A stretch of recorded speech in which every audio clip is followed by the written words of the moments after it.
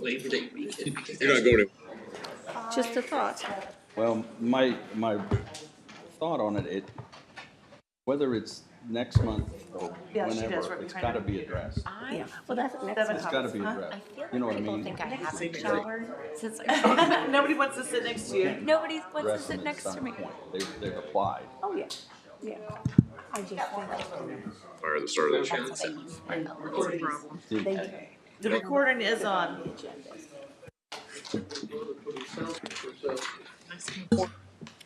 All right, it's 8:30. I'd like to call the meeting to order for June 11th, 2025. And the first item on the agenda is the Pledge of Allegiance.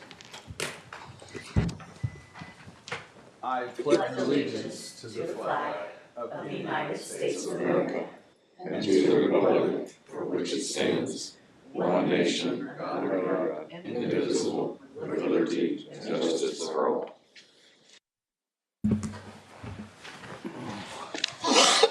Okay. I want to thank everybody for coming today. Yes, even you, Randy. I want to thank you for being here today. So Nicole, we have the CF1 approvals to work out here.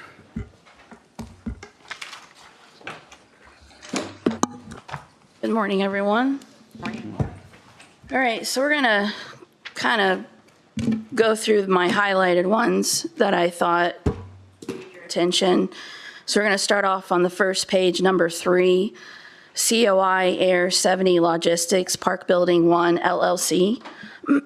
When they submitted their CF1, there was no employee information.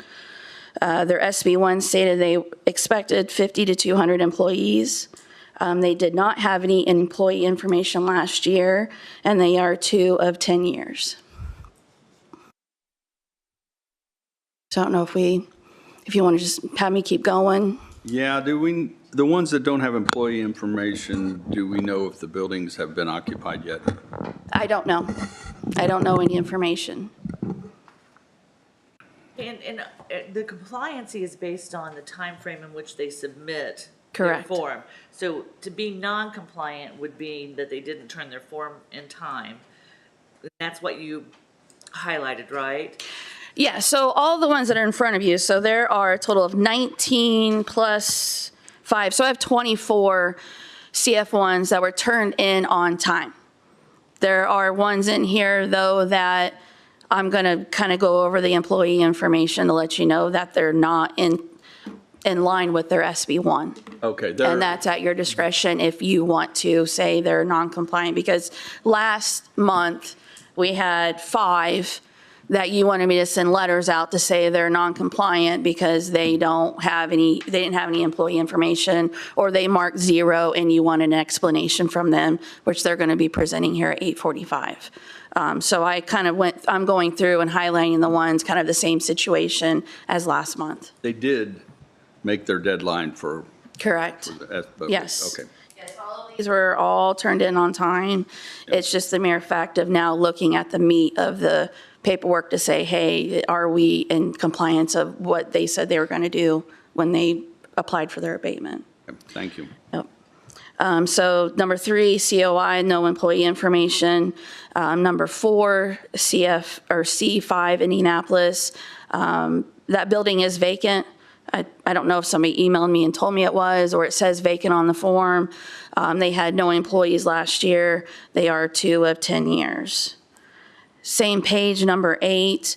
This one, I didn't know if you wanted me to worry about it. Their employees were under the SB1 count, so the CF1 states 7 employees versus the SB1 was 26.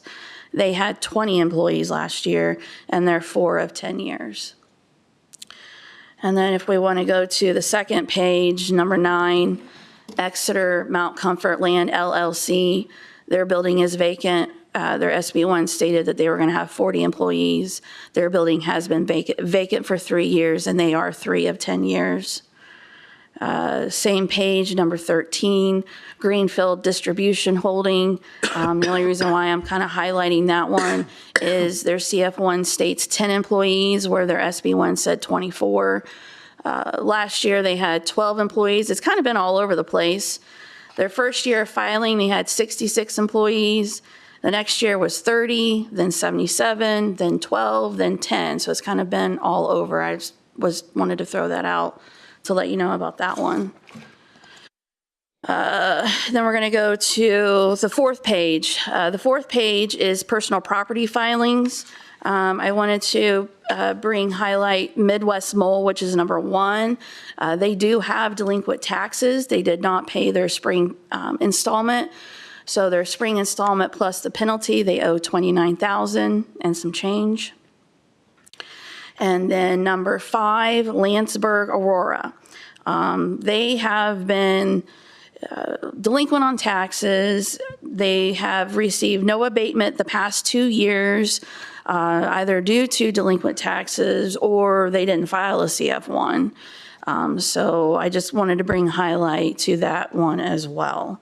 So I don't know how you want me to proceed with the ones that I've kind of gone over with you. Well, can we talk real quick about the very last one? Okay. Right off the bat? So if they don't pay their taxes, then they don't get the abatement, That is at your discretion. okay? For that period of time or whatever. Yes. Is that on the application? Don't pay? It's abatements, the CF1s are at the discretion of council. So we have Frank at Nexus who gives me all sorts of guidance when I have questions about, what business can and can't do, what the stipulations are. And every time I ask some sort of question, he always says it's at the council's discretion of how they want to proceed and grant compliancy to the business.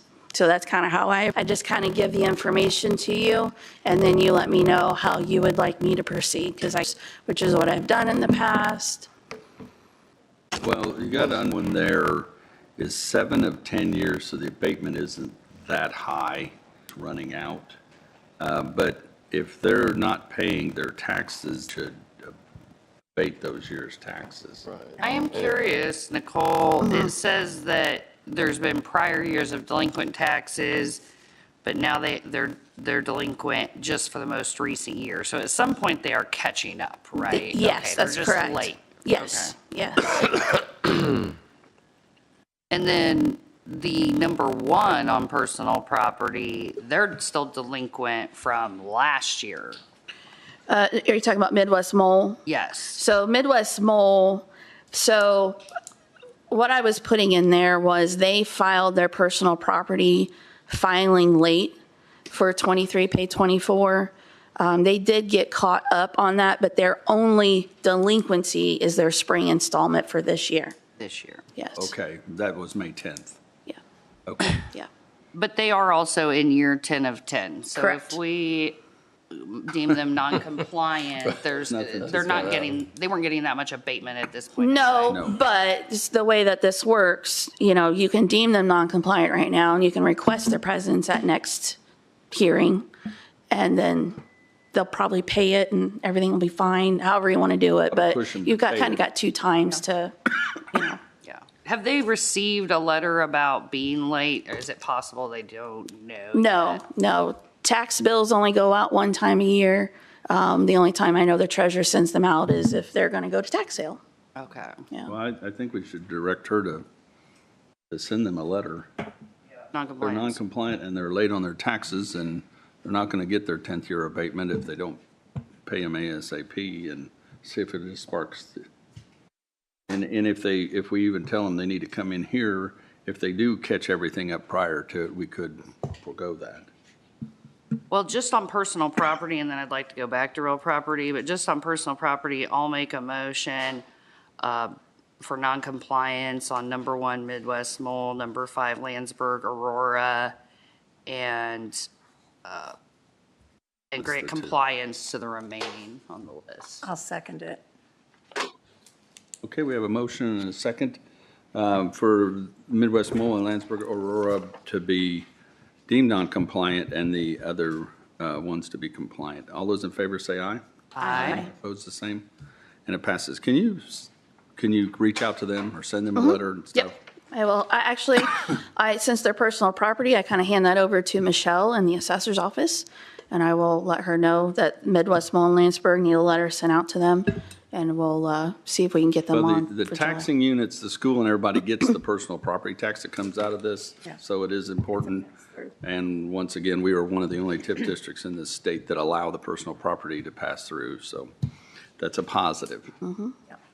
Does anyone have any thoughts on those she highlighted for real property? Well, if they're vacant, why, Yeah, I foolish to. they've spent the money to build the building. They're apparently current on their property taxes. I think, I mean, I personally don't think we should pull somebody's abatement at this time. We are getting bombarded with a number of new investments coming into the county. And I think what we're going to find is that these buildings will have a market here soon. I've even had a conversation with one of the HEDC people that said one of those buildings is probably in the next 90 days going to be sold or leased. So there's 4 or 5 of them that are vacant. And my personal feeling is I think we need to wait before we take somebody's abatement away from them. Well, this isn't, you're not taking anything away. All that we're doing is on the sheet, we will, if, this is what happened last month. So I had 5 of them and I just deemed them non-compliant and I put building vacant, please come in to explain, what's going on, which I got everyone here to talk about that last month. So they have another time around to explain their case. And then, you can let them know at that time what you would like to do. Well, it might, if you send letters out to them, then we'll find out for sure if the building's occupied or not.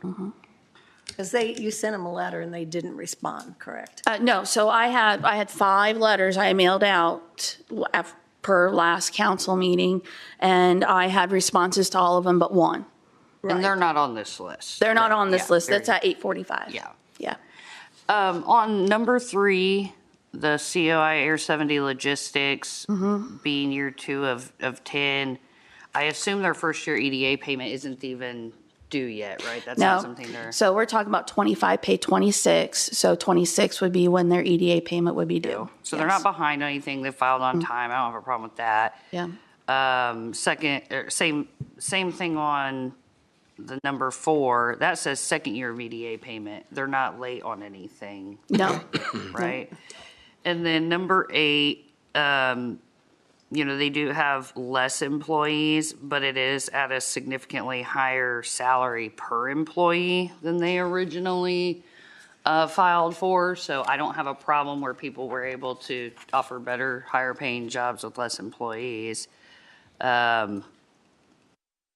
Number 9, it is year 3, but again, building vacant.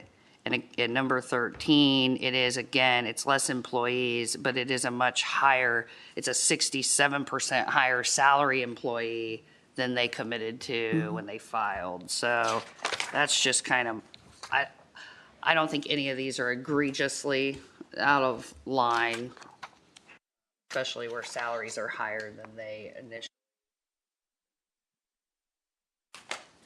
Well, I mean, I just need a flavor of the board because me personally, if their salaries are higher than then I don't think we should deem them non-compliant because the salaries are what we're. I'm always good with that because when they fill their paperwork out to start with, they've all told us they don't know who's going to be in the building, so they have to guess how many employees. So, Right. Yeah, a lot of them don't have a vendor at the time they're building that building. so. Right. So, with the salaries, So I'll move, we approve them all. I'll second it. Okay, we have a motion and a second to go ahead and approve all of the rest of the CF ones. All those in favor? Aye. Opposed? Motion passes. Thank you. Now it's 8:45. yeah, so we will. So last month, like I was saying, I had 5 letters that I mailed out. So I'm going to start off with, I didn't number these right, sorry, but 70 Connect 2 and 3. So last month I presented their CF1s as sent to me. So 70 Connect 3, the original CF1 stated no employees, and it was confirmed that the building is vacant. They are 3 of 10 years. The building has been vacant since completion. They have a 5% abatement fee. They actually do have an EDA payment. We have not received the payment on that. I have been talking with someone via email. I don't know. I've got Adam Broderick here to present to talk about 70 Connect 3. So we can talk about that then. And then he's also here to talk about 70 Connect 2 as well. The original submission of the CF1 had no employee information, but they resubmitted a new CF1 with 40 employees. Their SB1 stated they were going to have 270 employees. In the past, looks like no employees for 22 paid 23. They had some employees, 23 paid 24. They're 4 of 10 years, 5% abatement fee. So I'll go ahead and hand it over to Adam and have him talk to you about 70 Connect 2 and 3, and then we can go down to the rest of them. If he's here.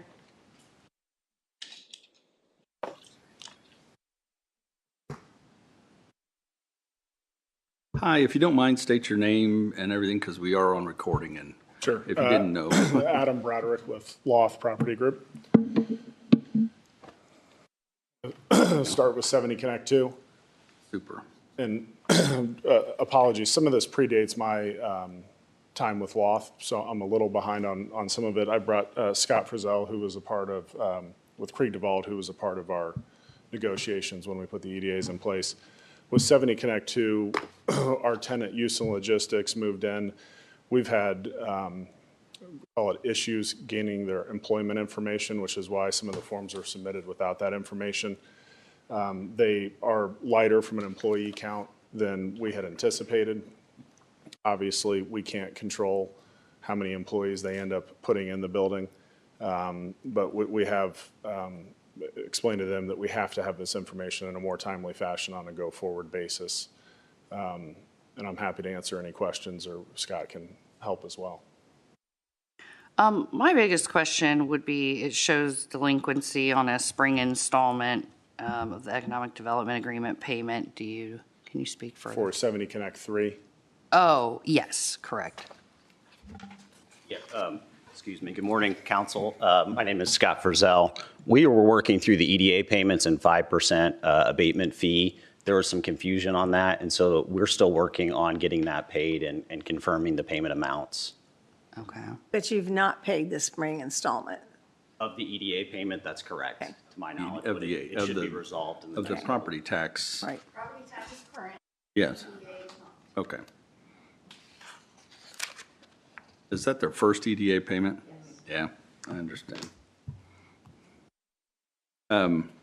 Yeah, if there's an imperfection in the system, which there's many, it's the employee scenario when we first agree to tax abatement, because they're always inflated to make everything sound better. And some of these buildings were some of the first ones we did back years ago. You know, we're a little bit smarter now, I think, than we were when we first started, because we didn't have a lot of buildings to start with. But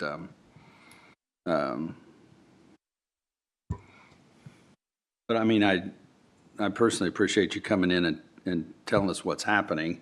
And you're saying that 70 Connect 3 is occupied. 70 Connect 2 is occupied. Okay. That's the 500,000. The But million you- square footer is vacant. We've Right. been working our tails off to get that leased. We Right. have a couple full building user RFPs that we're responding to right now. We've responded to, I don't know, 30. Well, in I the mean, last- it can't be good for your company to have 1 million square feet sitting there. No. No. We're spending plenty of our own money carrying the building. Yeah. I do think, We'll lease it. I don't have a problem either with people, you know, with the employee count being lower or vacancy. But the, you know, delinquency on the spring installment specific to 70 Connect 3, I can't justify granting approval to something that is knowingly delinquent on what was agreed to be paid. So, Nicole, what is the process? I mean, or can we table this? Are you on a timeline if we were to? Yeah, so this is their second go around. So on the CF1 form, we've already filled out the first part saying they're non-compliant because you guys wanted to question the information on employees. Then this is their second kind of, almost want to say final time per se. They have a right to appeal, but the second time, if you deny, then they don't get their abatement unless they decide to appeal, then they go through a court process to appeal that. I want to be clear, when you say non-compliant, you're not talking about the law that they didn't get in their form on time, right? Their form was turned in on time. So they're compliant, but they're not meeting the direction that this board gave us for their employees. I just want to make sure that we're not saying that they didn't turn that in on time. And my biggest thing with it too is when we did economic development agreements, there were heightened abatements, you know, associated with agreeing to be part of an economic development agreement. So if you don't pay the economic development agreement, you have a bigger abatement than you would have had otherwise because you had made that arrangement. And so, Is this something that you can rectify in the next 30 days? Well, I do want to speak up real quick. When 70 Connect 2 and 3 came online, they were abatement first, and then the EDAs were then approached to them afterwards, just as an FYI. by one elected official who's no longer with us. Yeah. They were one of the first ones that had already had everything in process, and then the EDAs came on board. Right. That's what I was going to say as well. The EDA payments through the economic development agreement, and so we treat it as separate from the abatement. I mean, it was all tied to the negotiations for the abatement and incentives, but that payment was not received by an invoice, and so we just became aware of it recently. It was forgotten, and so we're working on resolving that, and I'll let Adam confirm if he believes that can be paid within 30 days. Yes, we'd like to have a meeting outside this to discuss, because there's a little confusion on, call it the math, if you will. But we just became aware of it and are working back through our records and want to sit down. I think someone from our office has reached out. I'm not sure to who, but I will find that out. I mean, That would be me. Okay. Yeah, and there were, and our auditor, I've kind of already given an opinion though. Issue, if I think, same one, which I think it is. I think that was GDI. So that's been taken care of. So this is not, so if there's an issue with the calculations or the percentages, we might need to talk to Greg too. Oh, okay. I think we need to table it until they know what they're supposed to pay, Yeah. and then give them an opportunity to pay what they're supposed to pay. Yeah. And Nicole is working closely with, I've talked to so many people, but there is somebody that I've been dealing with. Right, I know so, there's a phone call. so do you want to make it 60 days? I mean, Next week. So 30 days that or would 60? make some sense. I would say for 30 you days guys for them to come back with an update on Until that. progress. if they can get the numbers to them in time. Are we limited by statute on how long we can?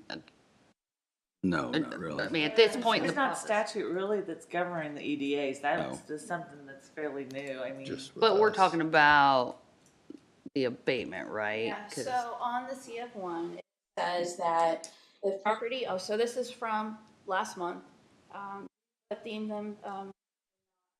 the property owner is not in substantial compliance. Says if property owner is found not to be in substantial compliance, property owner shall receive the opportunity for a hearing. The following date and time has been set. Hearing must be held within 30 days of date of mailing of this notice.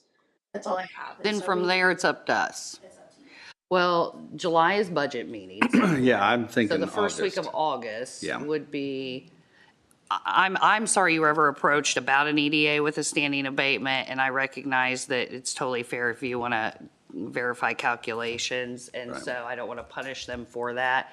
And July is just bad for us because we're doing budgets, so would everybody feel better about the first week of August having it rectified? Is that a motion? I'll make a motion that this be tabled until the first Wednesday of August for further discussion. I'll second it. I have a question though. Are you just considering 73 only? Because that's the only one that has an 2 does not have an EDA payment. I'll amend my motion to be specific to item number 1 for 70 Connect 3. Yeah, second on that. All right, all those in favor? Aye. Opposed, the same, and then that motion passes. Now 70 Connect 2. So we got till August to figure out how much the EDA payment actually is and to get it rectified. Thank you. And then on 70 Connect 2, we had mailed the letter because we were missing the employee information, correct? We do now have the employee information. So I'll make a motion to approve the amended CF1 for 70 Connect 2. Second? All right, we have a motion and a second to approve 70 Connect 2. All those in favor say aye. Aye. Opposed, the same. And it is approved. Thank you, guys. And hopefully we get it all and you won't have to come back in August if we can get everything figured out. And then we'll, because it seems like it's a specific scenario we can figure. Would it be fair, is there consensus that if the spring installment is made before the August meeting, they don't need to appear in person, or? I would think That's so. what I'm saying, yeah. That would be fair. That's what we're Thank you, guys, though, for coming in. Thank you so much. We really appreciate you coming in. Thank you. All right, so the next one I have is USICV Mount Comfort Building 1, also known as GDI number 1. Their original submission had 6 employees. Their new submission has 29.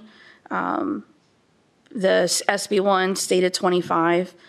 They had 45 employees last year. They are 6 of 10 years, and I have Leah Fan here to speak on their behalf.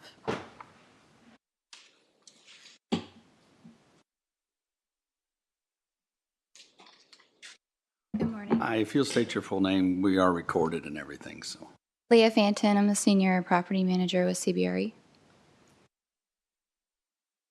And Nicole, what was our original scenario here? Original scenario was they had submitted only 6 employees, and their SB1 said 25, but they have resubmitted, and it states that they have 9 employees now. Oh, good. I did not submit the tax abatement forms, but I can shed some light on the occupancy of the building.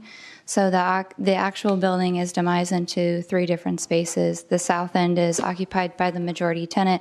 We have not seen any changes with that tenant. They've been in great standing, very stable.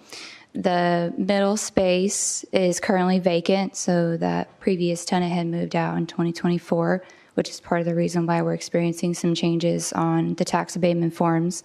The north end is occupied by a 3rd tenant, and they recently informed me that they had relocated their production team to another building in Greenfield.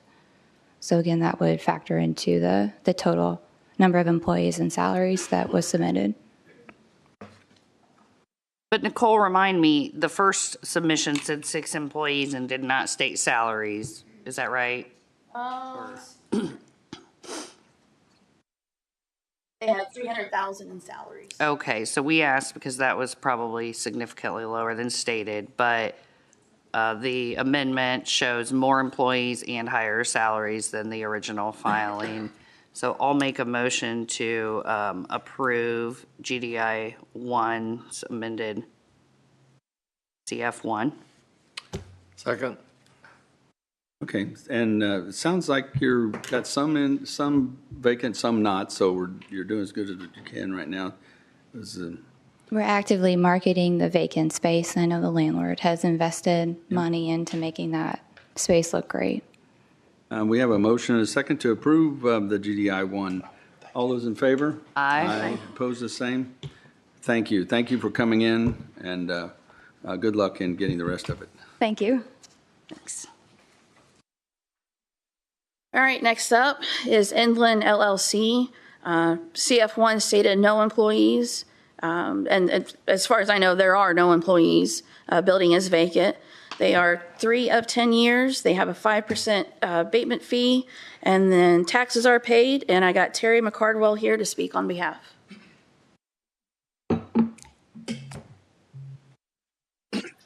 Terry McCardwell, excuse me, I'm with GDI, and Indy Land is our building ownership name.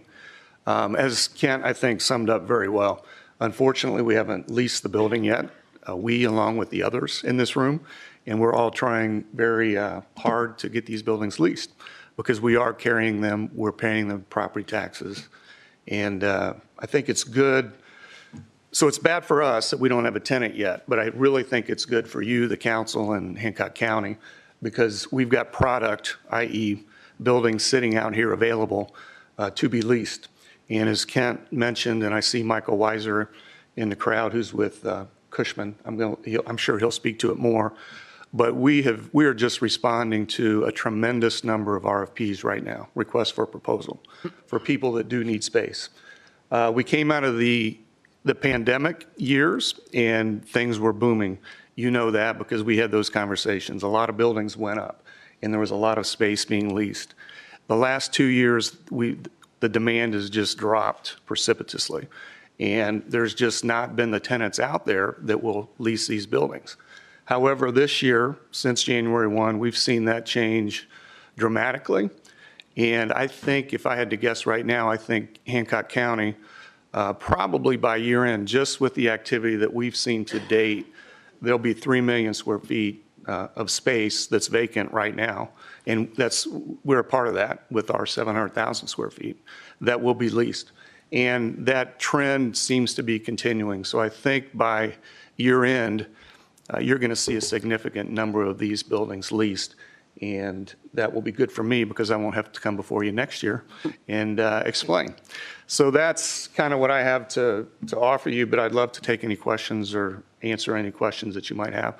But I appreciate what you've done in the brief time that I've been here this morning in having some grace, because I think we're all trying hard to get through this, and we will get through it. In these users that I'm talking about, this 3 million square feet of employers that are coming, it wouldn't be possible if you wouldn't have extended the tax abatement so that we could build these buildings. So I think it's going to be a very positive thing for you in the next year or so. Questions? Well, I mean, they are only in year 3. We do know demand dropped. They're not behind on taxes. They didn't file late. So I'd make a motion if no one has anything else they'd prefer to say first. I'll make a motion to deem compliant and approve CF1 for item number 3 on the list, Inland LLC. Second. Super. We have a motion and a second to go ahead and deem compliant with Inland LLC. All those in favor say aye. Aye. Opposed, the same. I appreciate you coming in.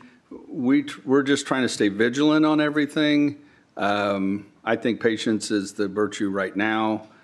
We did go through the last couple of years of uncertainty on a lot of stuff, but I think the next couple of years is going to be another big push. I agree with that. And it's not good for you at all to have vacant buildings, that you've already spent the money on. You've already, making payments on those buildings. So we don't have to encourage you guys to seek vendors. So I think too, it is a good thing that we do have these buildings, that we don't have to build new buildings at this point. And that's our goal, I believe, is to fill these empty buildings. Right, and we've been real vigilant about not adding a lot of spec stuff and stuff in the last couple years now. Well, Terry, I know you had approval all in one swipe for multiple buildings. Is this building 2, 3? This is our building 3, but it's probably 1, 2, 3, 4. This is the 5th building it's one of 5 buildings that's in the park right now. And there's another, just of interest, there's another 1.2 million square foot building in the park with Core 5. It too is vacant, but I can't say too much, but I think that may be part of the really good news that's going to be coming down the pike yet this year. But you have abatement approval on buildings that have not yet been constructed, and Correct. At this time, there is no No construction plans. That's correct, right. Well, However, I'm sorry to interrupt, Kent, but what that has allowed us to do is pursue some really nice build-to-suit opportunities. In fact, we're finalists right now for a 1.6 million square foot a build-to-suit. So again, without you granting us the tax abatement, it doesn't allow us to be a finalist for an opportunity like this. And this was with a Fortune 100 company. What would occupancy have to be for you to build another speculative building on the abatements you already have approval for? Probably a total marketed vacancy of 7%. That get range. down to 7? That seems to be a normal. Which is range. about where it was when you got That's abatement where approval, exactly, right? Yeah. exactly. Okay. Well, And this is typical of Indianapolis. I mean, it's an up and down Right. market, and we got a 7-year, I think from the abatement, there's a 7-year window. You're in that window with those unbuilt buildings right now. Correct. So that might push you faster than the market's moving pretty quick right now. All right, very good. Thanks for the okay, update. Thank you. Thank you. All right, one more. I've got Hancock 13 RRL LLC. Their CF1 stated 0 employees. There have been no employees for the past year. I'm assuming building is vacant.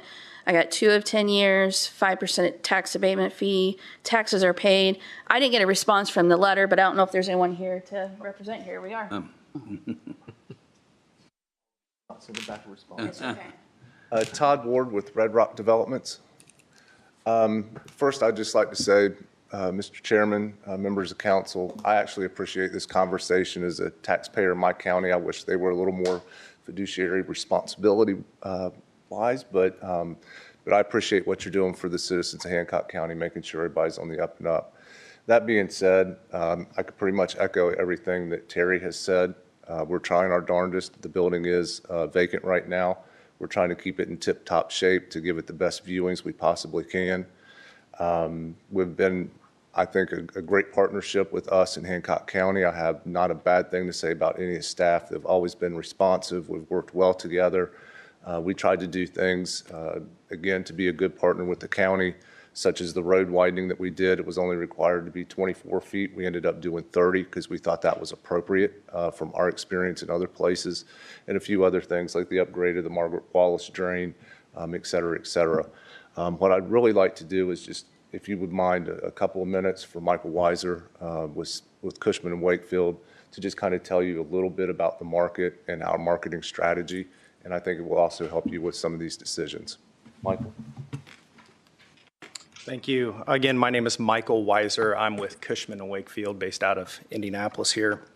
I've pulled together some of my thoughts in follow-up to this meeting and appreciate your, wanting to, look into this and better understand kind of what's going on. We too, as you've heard, have a 1 million square foot vacant building.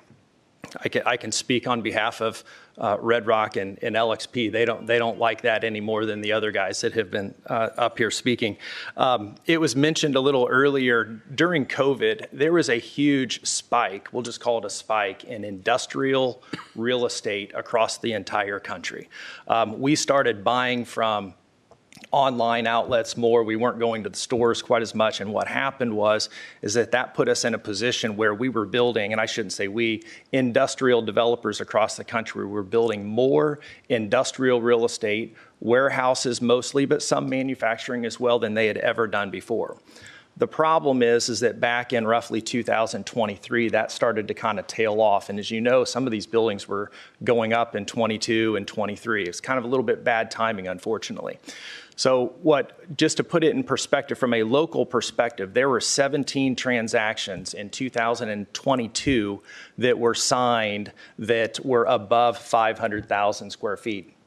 That started dropping significantly over the last, couple of years after that. To give you an idea, 17 were signed in 2022. These are 500,000 square foot buildings and larger, which is exactly what we are, here talking about today. To put it in perspective, in 2023, there were 5. So you started to see that tail. For the next year in 2024. The good news is right now we are seeing a little bit of this kind of picking back up. Terry mentioned that a little bit. We're seeing manufacturing come back. You know, I heard the word uncertainty. We try really hard in our world not to say uncertainty any more than we have to, because you could say it about every moment if you really wanted to. But to give you an idea, so far this year, we've signed 4 500,000 square foot. So we've signed what we have in all of last year. We've already done that this year, kind of going back to Terry's comment of it is picking back up. What I would leave you with, and I think I heard they've had 30 proposals out. Just to put it in perspective, we too, over the last 2.5, 3 years, have put out 29 proposals. Strangely enough, only 2 of those have landed in Indiana. That just kind of puts it into perspective. We're all working really hard to try to get these buildings filled up, but that's kind of what we're up against. The good news is we are starting to see that pick up. So Terry had mentioned of a large deal that's really very much so looking at this market. That deal would need to have tax abatement to really be looking at this market. So I'll kind of leave you with this kind of final thought. Right now in our central Indiana marketplace, there are a number of 20 buildings that are 500,000 square feet and larger. And I will tell you that every single one of them has 10-year tax abatement. Every single one. So if that does get removed, it truly does create a competitive disadvantage for this submarket, which I don't think any of us would want to see. So the great news is we have inventory here. When you don't have inventory, people will not look at your market, right? They will go to Louisville. They will go to Columbus. They will go to Chicago. When you don't have the availability in the market, they won't look at you. You have it. And I do see great things in the near future of what's happening in Hancock County because of that. Let me clarify. You said there's 20 buildings. That's not just Hancock County. Correct. That's in the entire central Indiana marketplace. That's Hendricks, Boone, everybody. That's exactly right. Right. Yep, that's exactly right. And the point is that they all have that 10-year tax abatement. Yeah. Yeah, you know, when these were all coming up and I had voted no to many, I said, I'm not sure there will be demand for all the buildings that are being requested. And truly at that time, I looked at it, there won't be enough demand in the Hancock County area or central Indiana area. But as you said, I do a lot of travel and these buildings are off the interstate all over the United States.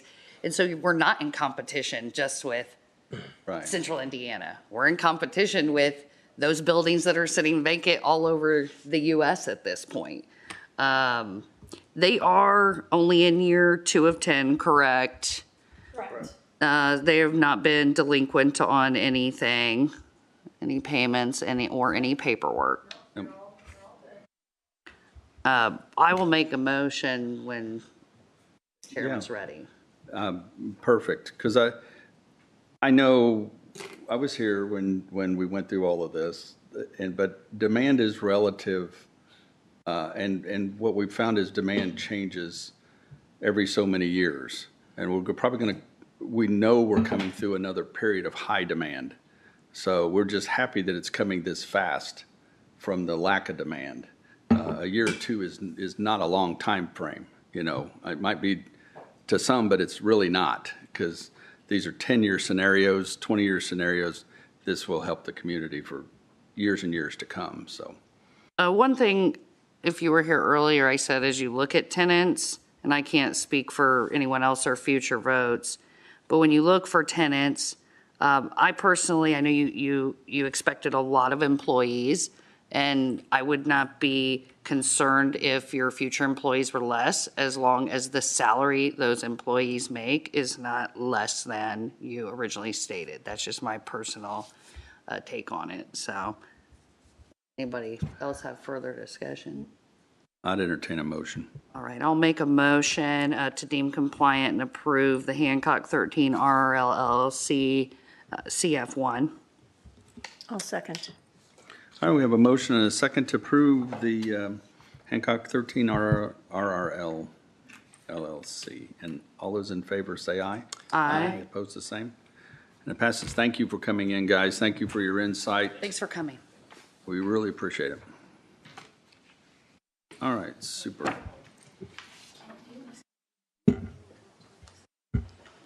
Put them here and I'll sign them right out. Can I do that? Yep. Okay. All right, we're right on time, Mr. Poole. We have a request for an additional appropriation.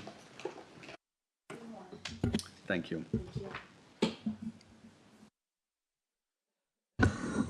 We'll get to it. It's a pretty straightforward add-on. It's for material for some roadway construction. It's also part of a CCMG grant, so it's a 50% reimbursement.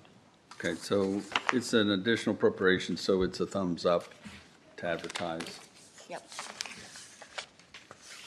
Very good, Gary. Yep. If there's a positive. This is a highway, right? MVH. Yeah. This is Local Road Street.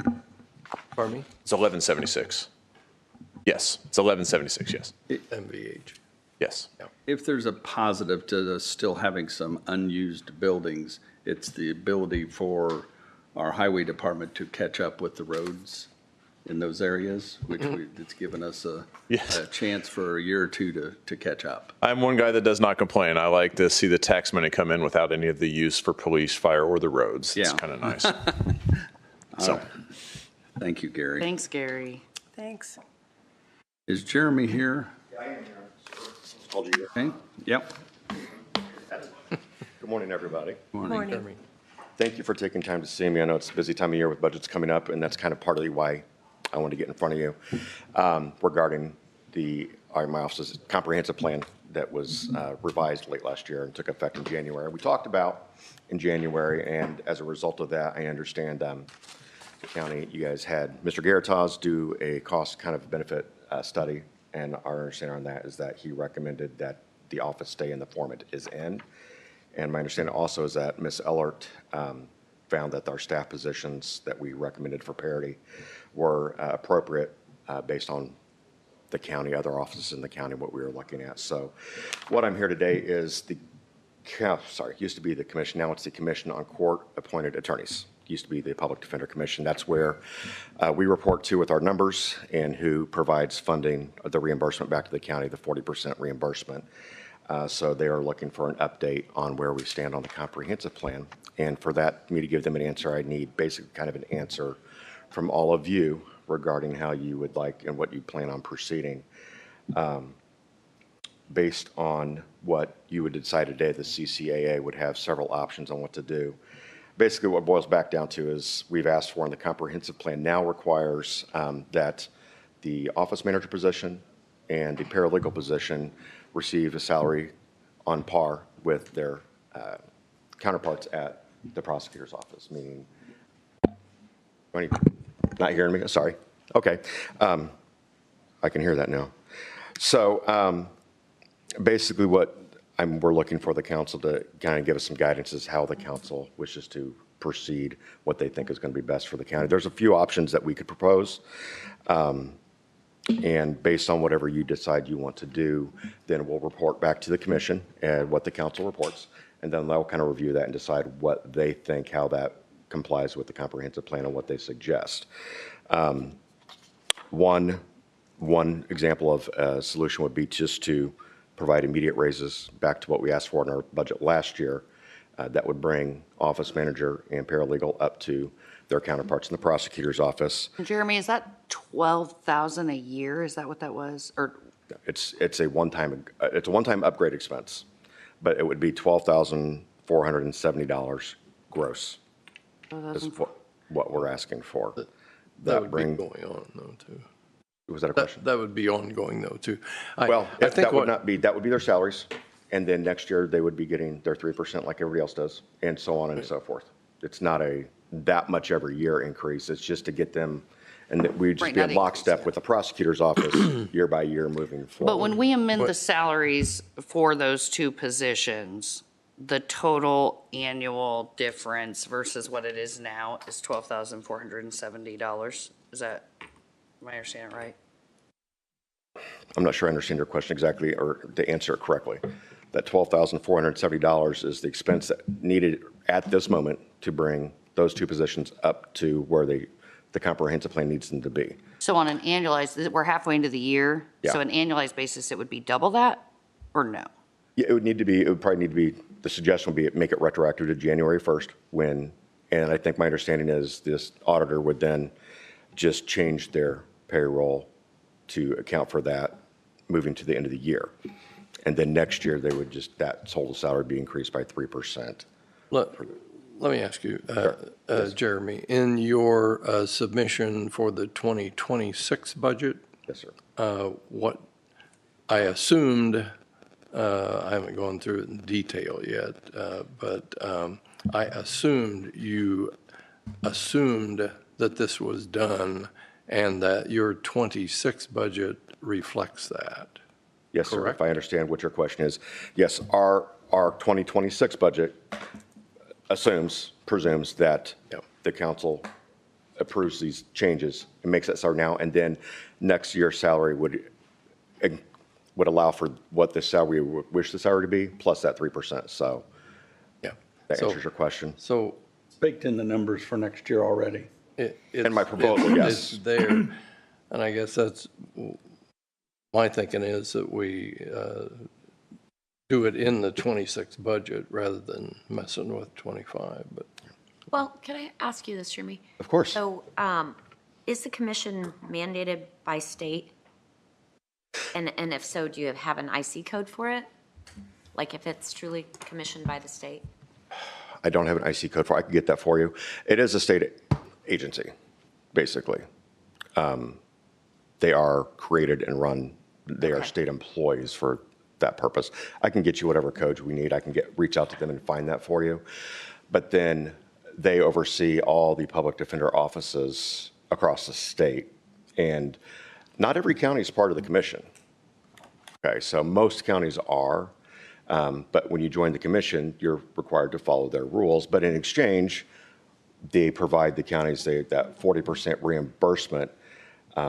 And on that topic, just to give you a few examples, since the office was started, we've brought in 2022, the county received $416,000 in change in reimbursement, $405,000 in 2023, $403,000 in 2024. So far this year, we've received $202,000 and are anticipating, we know we're going to get another 119 actually with Title IV money in July. And then we'll get one more reimbursement payment this year, which we expect is going to be probably at least that much. So we're getting close to $440,000 this year. So if it's commission is mandated by state, I do think, Deb, your office would need an IC code. I mean, there should be an IC code for it. There should be an IC code. I mean, in 2022. We've been in the commission, I want to say since 98. Just there wasn't an office. The county's been part of the commission, which is why there was a board. And that's what the commission requires. And when you create an office, there has to be a public defender board that kind of oversees the office since it's not an elected position. But yeah, if that answers your question. And if you need some IC code information, I'm happy to reach out to the commission and should have no problem getting how they were created, funded, whatever along those lines. I guess, so here are my thoughts. And I know, I realize that the comprehensive plan predates me, but it's my understanding from doing some homework that initially the council was not in favor of moving forward with comprehensive plan. Council has moved forward. I feel like now we are being, forgive the phrase, just going to be blunt, we're being forced or backed into a corner due to this to give these increases. They're not based on, not that your staff isn't doing their job and going above and beyond, but they're not based on merit. They're not based on other county salary, questionnaires and so forth. I feel like we're being pushed into doing this. We're the fiscal body. We make those decisions. And I feel like by law, are we being forced to do this? And is it the right decision? Can I respond to that just briefly? Absolutely. Thank you. And I understand where you're coming. I know when they edited the comprehensive plan, we knew this was going to be, if I was in your position, I'd kind of feel the same way, you're being told. But forced, I understand the use of that phrase. You don't have to do it. If you don't, though, the county will most likely will no longer get the $400,000 a And year. there you go. It's a, So it's- Yeah, I it's a think it's tied contract. to the reimbursement. It's a Tied to reimbursement. It's almost like being in a union, you know, like you have a union, you know. But that's taking our power as the fiscal body for the county place. Always That's, gotten this that's my reimbursement. I guess concern. that's where I'm confused. Sorry? We've always gotten the reimbursement, so I don't understand why it's changed now that not. they're threatening to not give it to you. Because the comprehensive plan got changed by the board to change those two things. These were always, it's always been or at least for some time, that new guideline they adopted was recommended by the commission to adopt. It wasn't mandatory, but our board, my board, chose to do that. Who's on the board? It's John Albright, Marcus Dennis, who's here today, and Mike, I always forget. Mike, I know who it is. Atkins. I always space on his name. I know. So those three. John? Aikens. It's a multi-political board. Yes. It's I know. Michael is appointed by the CCAA to represent their interests on the board. Mr. Dennis is appointed by the judges in the county. Right. And then John is appointed. So the gist of the whole thing, though, Well- is that the public defenders equal access to income as the prosecutor's office. Yes, sir. So that the court system can be, in monetary wise, equal. You can't say that you're funding the prosecutor's office at a high level and you're not funding the public defenders, so that the individual that needs a public defender is getting a bad rep. I understand that that's the gist of the scenario. We get caught in the middle here, Yes, sir. somewhere. You do. I'm glad it's 12,000, not 200,000. Sure. Okay. But is this going to happen next year again? Are we going to If continue? we raise the prosecutor's paralegal and the office You have to manager, control yes. what you pay the prosecutors at that point. Have to be. Because you have to think of them both as one, because this is, and I'm not saying that's not a fair system, because somewhere down the line, I think that's a fair system, that we're not overfunding one from the other. It's a consequence. If you're within $12,000. Yeah, I know. That's why I said I'm happy that it's 12, not 200. Jobs. Yeah, it's not the $12,000. It's the point of it that I don't want to feel like we are being backed into a corner. When we have people come in front of us, or we have office people in this building that they do a heck of a lot of work, love to give them more money, they come in front of us, oh, we can't do it. I feel like we're being forced. I just want to say, I don't like feeling like we're being forced to do something. On that note, though. It's not the $12,000. On that Welcome note, to though, government, even though. where there's no commission and all that, the whole time I've been here, you always have department heads saying, well, my so-and-so with this job title isn't getting paid as the so-and-so with that job title down the hall. So we hear that regardless of the commission piece a lot. Absolutely. But just to kind of backtrack, this whole conversation sparred a whole look, right? When this first came up, it turned into, is the prosecutor's office even defender's office even structured the best way? Should we be using one of the other two models? And Greg Garitas researched it extensively. We paid him to research it. Scott Binky researched it. Judges weighed in. And I think everyone's consensus was this is exactly as it should be, unless I didn't get information. No, this is the best case And so scenario. this is our best case scenario.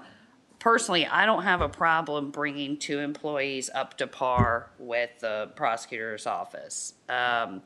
Whether or not we prefer to just do that in the 26 budget and not make any modifications for 25, or whether we do something for 25, I'm pretty flexible on. But I'm not opposed to just bringing those. And going forward, we will be cognizant that when you do something for one office, you're considering doing it for the other. I tell you, I've been on here long enough to know that the court system, if anybody forces us to do things, it always is that building over there. The judges come in, well, you have to hire this guy. You have to bring on another judge. You have to bring on another child magistrate. You have to do this. the state says you have to pay, the prosecutor's office comes in, the state says you have to pay these people this, you have to do that. And we always struggle with, you have to do something. Now, we do get reimbursements for some things that lessen some of the penalty of that, but then they take away some of those in the future too. If it makes you feel any better at all, and I know, Senator, it's not the money, it's the principle. I understand where you're coming from 100%. If I were in your spot, I'd feel the same way. Yeah. If it doesn't make you feel any better, while you are generous in giving people raises this year, and while the county still pays my salary and Myron's, my chief deputy, we aren't getting raises next year. So that will save you in some way about $9,000 that you're not getting. And we make fine money. And We're if not. we did a real good job of lobbying, the state would pay for yours and your deputy. Go ahead. That would be a real big help. If you wait to put this in his budget, will we not get the reimbursement for 2025? Thank you for bringing that up. That one's going to talk on that. So whatever you decide to do, we'll report back to the commission. And I don't know what they'll say. They may say that's fine. They will consider your plan and what you propose. And they may they're meeting next week. I don't know if they'll address it then, but they will be aware that our office is out of, quotes, out of compliance. So they may look at that and say, that's fine. You're a year late, but you're fine. They may say no, and they may send what's then called a 90-day letter to us, and it would get copied to you all. And it would say, hey, we're not satisfied with that plan. We would give you 90 days to propose another plan. And then, and it doesn't have to be what I talked about, we talk about making everything immediate, retroactively. It's kind of up to them to decide what's going on. I don't have any say in that. I'm just literally kind of a middleman here, saying they want us to do this. I do agree with Tammy, though. I mean, I think it should be known that some of us would consider reviewing the whole thing if we feel like we're being backed in corners by a 3-person board that we aren't connected to. That's an unelected board. An unelected board, right? But we are elected to make the hard decisions. Well, but we've already done a lot of research. Yeah. On this, and we don't have another plan for the public defender's office.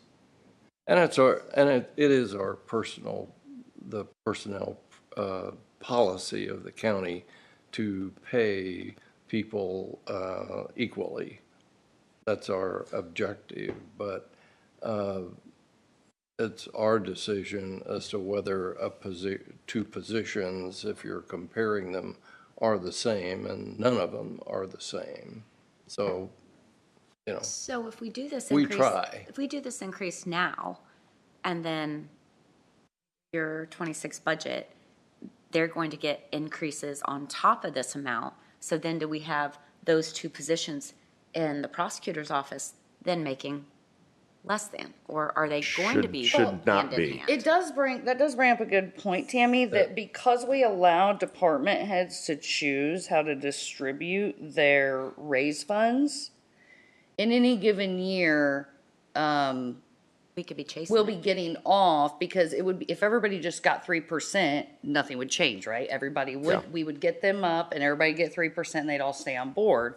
But if Brent decides that those two positions are still not compensated well enough and gives more than 3%, then you pretty much will have to follow his lead. That is a or question So I've actually here it tried is, to. it's that cycle. Oh, that's a good And question. I would hate- So does the PD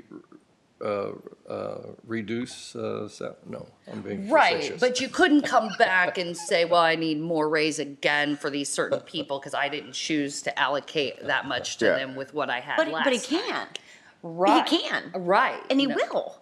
Well, Because the commission is saying, oh, they have to have checks and balances. So we are creating a cycle here that we aren't going to be able to get out of unless something changes. You're assuming that the commission isn't close going to is hold close. them to giving the money to the people that are supposed to get it. like I said, I've worried about that scenario because I understand that Brent can do that. And I would hate to, I don't want to be in that position where I'd have to come back and go, well, Brent gave these people because they had 5%, so I need to, it's not fair to come back to ask the council. And that's something I'd need to address with the commission. And in all fairness, it's not something I would try to avoid at all costs. I mean, Well, you could make a motion on raise cycles moving forward everybody, gets the lump sum to distribute however they want, except for, Right, except for somebody that's tied to another, someone's tied to another thing. Because if he gives more to one, he's got to cut somebody else. True. Not, somebody doesn't get 3%, somebody gets 2, and somebody gets 4. Somebody's not getting it, so it's not like you can hide that, you know what I mean? Yeah. And that's He gives himself an increase, you don't get one. I mean, yes. Brent's salaries and mine are actually tied by statute. He actually does make some more money than I do, and so do the judges. They have another $5,000 or $10,000 from a different state fund, which, whatever. I mean, I'm not doing this for the, well, I am doing it for the money, but, that's not what my goal is for myself. I think our policy is to pay people equally, and we ought to take it up in the 26th budget. If you want to try that, I mean, I'm not for retroacting a bunch of stuff. We're halfway in through the year. If it's in if it's in his figures right now, we're fighting over those already. But that's going to be another thing we can't cut if we, Right. If someone wants to make a motion for any of it, or if you want to make a motion for that, I'll entertain any motion that everybody wants to make, and we'll discussion if we need to. I don't want to make a motion only because I think since we're doing budgets next month and those hard numbers, I don't have any of those. I didn't bring those in front of me, the exact salary amounts or anything, so I'm not prepared to make a motion on exact salary amounts. But, I will say I'm supportive of approving a budget that brings them on par. And if we agree to his budget next month, we're basically agreeing to it. Right, for starting January 1. Starting January 1. Right. So is that the flavor? You want to leave it at that? If we agree to his budget, then we're basically agreeing to what he. Correct, just not January 1. retroactively. Right. And then if the commission decides that that's not agreeable to them, then we'll bring it back up in another month or two. And I'm not sure where the money would come from right now anyway. Understood. I mean, we don't have a specific fund set aside that would cover that salary. To deal with this pain in the butt agency. Understood. Well, we'd have to do a separate salary amendment, correct? Right. We would have to advertise and allocate funds. Right. It would be a process. And then that would make something else short. Right, but if there is any, in the past during budgets, if we have decided to implement a raise sooner than the coming budget year, we've discussed that in the budget process. I think that any further discussion on that could be done with the approval of the 26 budget. And Scott and Mary aren't here. Right. Are you okay with that? We're going to basically then next month when we do the budget process, that's when the 26 salaries will be addressed. Sure. If I understand right, and this is, I'm just a middleman again, like I said, whatever you decide and you think's best and most easiest to do is what I would. You'll be back up here because. I'll be back here next month. Yeah, because we have to discuss the rest of the items on the budget. I understand 2 members aren't here today and there's no motion, nothing further passed, but informally, sounds like what I can inform the commission is that the plan and goal right now is to bring us into full compliance effective January with the new budget. Yep.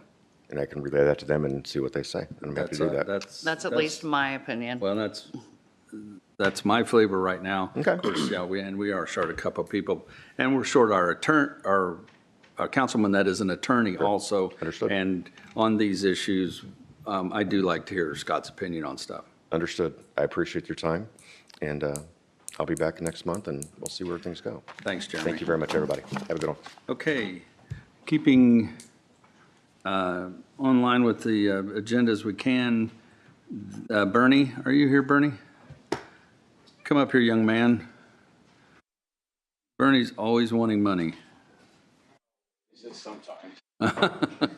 Good morning. Won't take up much of your time. We have a lot of projects going on right now in the county that we're starting to fall behind on.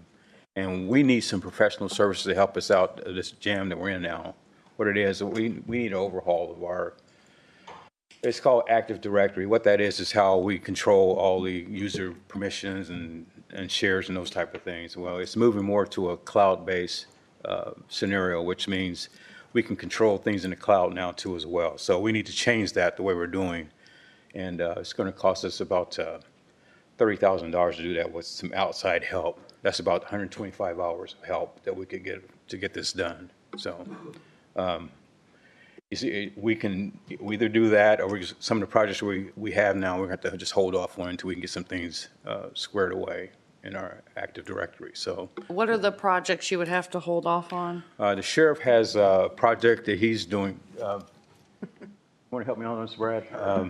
And the 911 center is upgrading some of their equipment. They've got some projects they're having in mind too, as far as being able to share data out to different agencies. We need to change our security for that as well. So. Yeah, I have two pending projects that one's been waiting for at least 5 months, I think, and due to the security issues. But it's the jail program with the lost my train of thought. The VR vision for the jail programming, so where the inmates can learn how to do oil changes and tire changes and things like that. But it's got a hook to the internet, and we're worried about back-end security for that happening. So I got to have this piece in order to get this program up and running, and we've been waiting for a while to get that done. The second one I'm waiting on is a tracking system inside the jail. So when the officers go throughout the jail, they basically scan codes on the doors. That way we know the security checks have been done. We're monitoring the inmates. We know if there's a suicidal person that, we're checking those on a regular basis. So when people tend to want to sue us, we have all that documentation showing that the checks were done. And so it's a very important tool and piece that we need, but we have to have this equipment to be able to make that happen. And so this is pretty important stuff. So it's making your operations more efficient. Absolutely. What you're yeah. In order to get what I need done, I got to have this. So yes, it would definitely help me move forward. And potentially reducing liability. Oh. Yes, absolutely. Having Because I got to have that documentation, especially like on our suicide checks, because you got to do those every 15 minutes. And so to be able to show those documentations when we're getting, lawsuits and things like that, that's just one phase of it. But there's many, many other things. If you have a fight, you can take a picture, it's logged. I mean, there's just so much data that you can keep in that particular system. But I'd like to see it happen. yeah. But the VR thing too, I mean, that's been a long waiting thing. And I just actually got an email this week asking where we stood on that. And I said, well, we're still waiting. We had a meeting today to talk about that piece. So out of curiosity, will they end up with some kind of certification? Yes, so they get a certification out of that. So I've been working with, like, say, the Jiffy Lubes and Riley Park Tire and like the oil changes in town. And so when they come out of that, they're willing to take them on as hirees with this certification. But it's brakes, oils, different various types of things they'll be able to come out and do that certification with. Very cool. Yeah. So. And Bernie, is this in your office? You don't have the expertise or just the time? We have starting. We don't know. I guess to answer your question, no, we don't have the expertise for that to get it done correctly. And that this actually affects everyone in the whole county. It actually, when you want to use your phone to get on our network or something, we could control that. We could allow that if we had these procedures in place. So it'll just help overall everything. All we're doing now. And this is a one-time. This is a one-time shot for this type of service. Yes. Yeah. Yes. Perfect for food and beverage. I'd entertain a motion. We do have funds allocated. Yes. Do you have that number? How much we have allocated? We have 1,000 available, and then we'll have another. Okay. Oh, okay. I'll make a motion to allocate $30,000 for professional services to the IT department from food and beverage. I'll second it. All right, we have a motion and a second to allocate the money from food and beverage to $30,000 for the IT department. All those in favor say aye. Aye. Opposed, the same. The motion passes. Bernie, thank you. I do have one criticism. Yes, sir. I'm inundated with these. There's two of them. There's one for the Homeland Security and there's one from you. These know before things. You're not going through your training, are you? Bernie, I've got 10 email accounts and 2 other businesses, and I'm not a full-time county employee. And if I do these things, I have to be doing them on a Sunday or a Saturday while I'm sitting at home trying to figure out how to spend an extra 5 minutes of time I got to relax. And so, no, I'm not doing your know before scenarios. Is there a criminal code that I'm violating? If not, No. then No. I've spent more time trying to figure out how to block them from my phone without just shutting off the county. Answer that. I get them too. Yeah, but And I'm like, well. once a year, twice a year may not be a bad deal, but these are like just every 5 minutes I get. Well, So you're probably getting in because you haven't gone through the training. I did some of them. They don't take 5 minutes. They take a long Well, it time. depends on, the initial training does, it takes it's a 45-minute class. Okay, that one, that's 45 minutes, but after that, it's 5 or 10 minutes, so. And if you don't pass the first one, I'm not getting any. It's been a year or two since I've done it, right? done the initial ones. Because I sat down one weekend and tried to clean them out, but, all right, I'm just telling you. So you want me to take you off of that? If you could take me off of that, is there, that would be appreciated. I'm probably going to be not doing them every time you send them, so, sorry. Now you know. I know, okay. Okay, you got a 9:45 public meeting. Yes. All right. Thank you, sir. Thanks, Bernie. All right. Thanks, Bernie.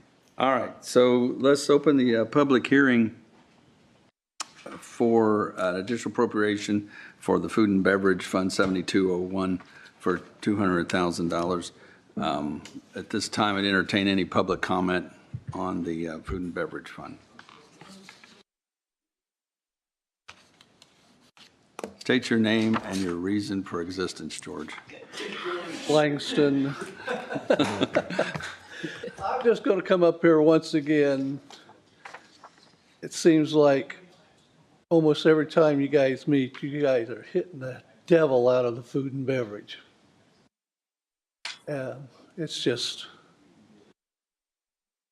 we got to start learning to live within our means. I can't, if I don't pay my bills, I don't pay my taxes, I lose my house and stuff. And the public needs to start having some breaks on their property taxes and that kind of stuff.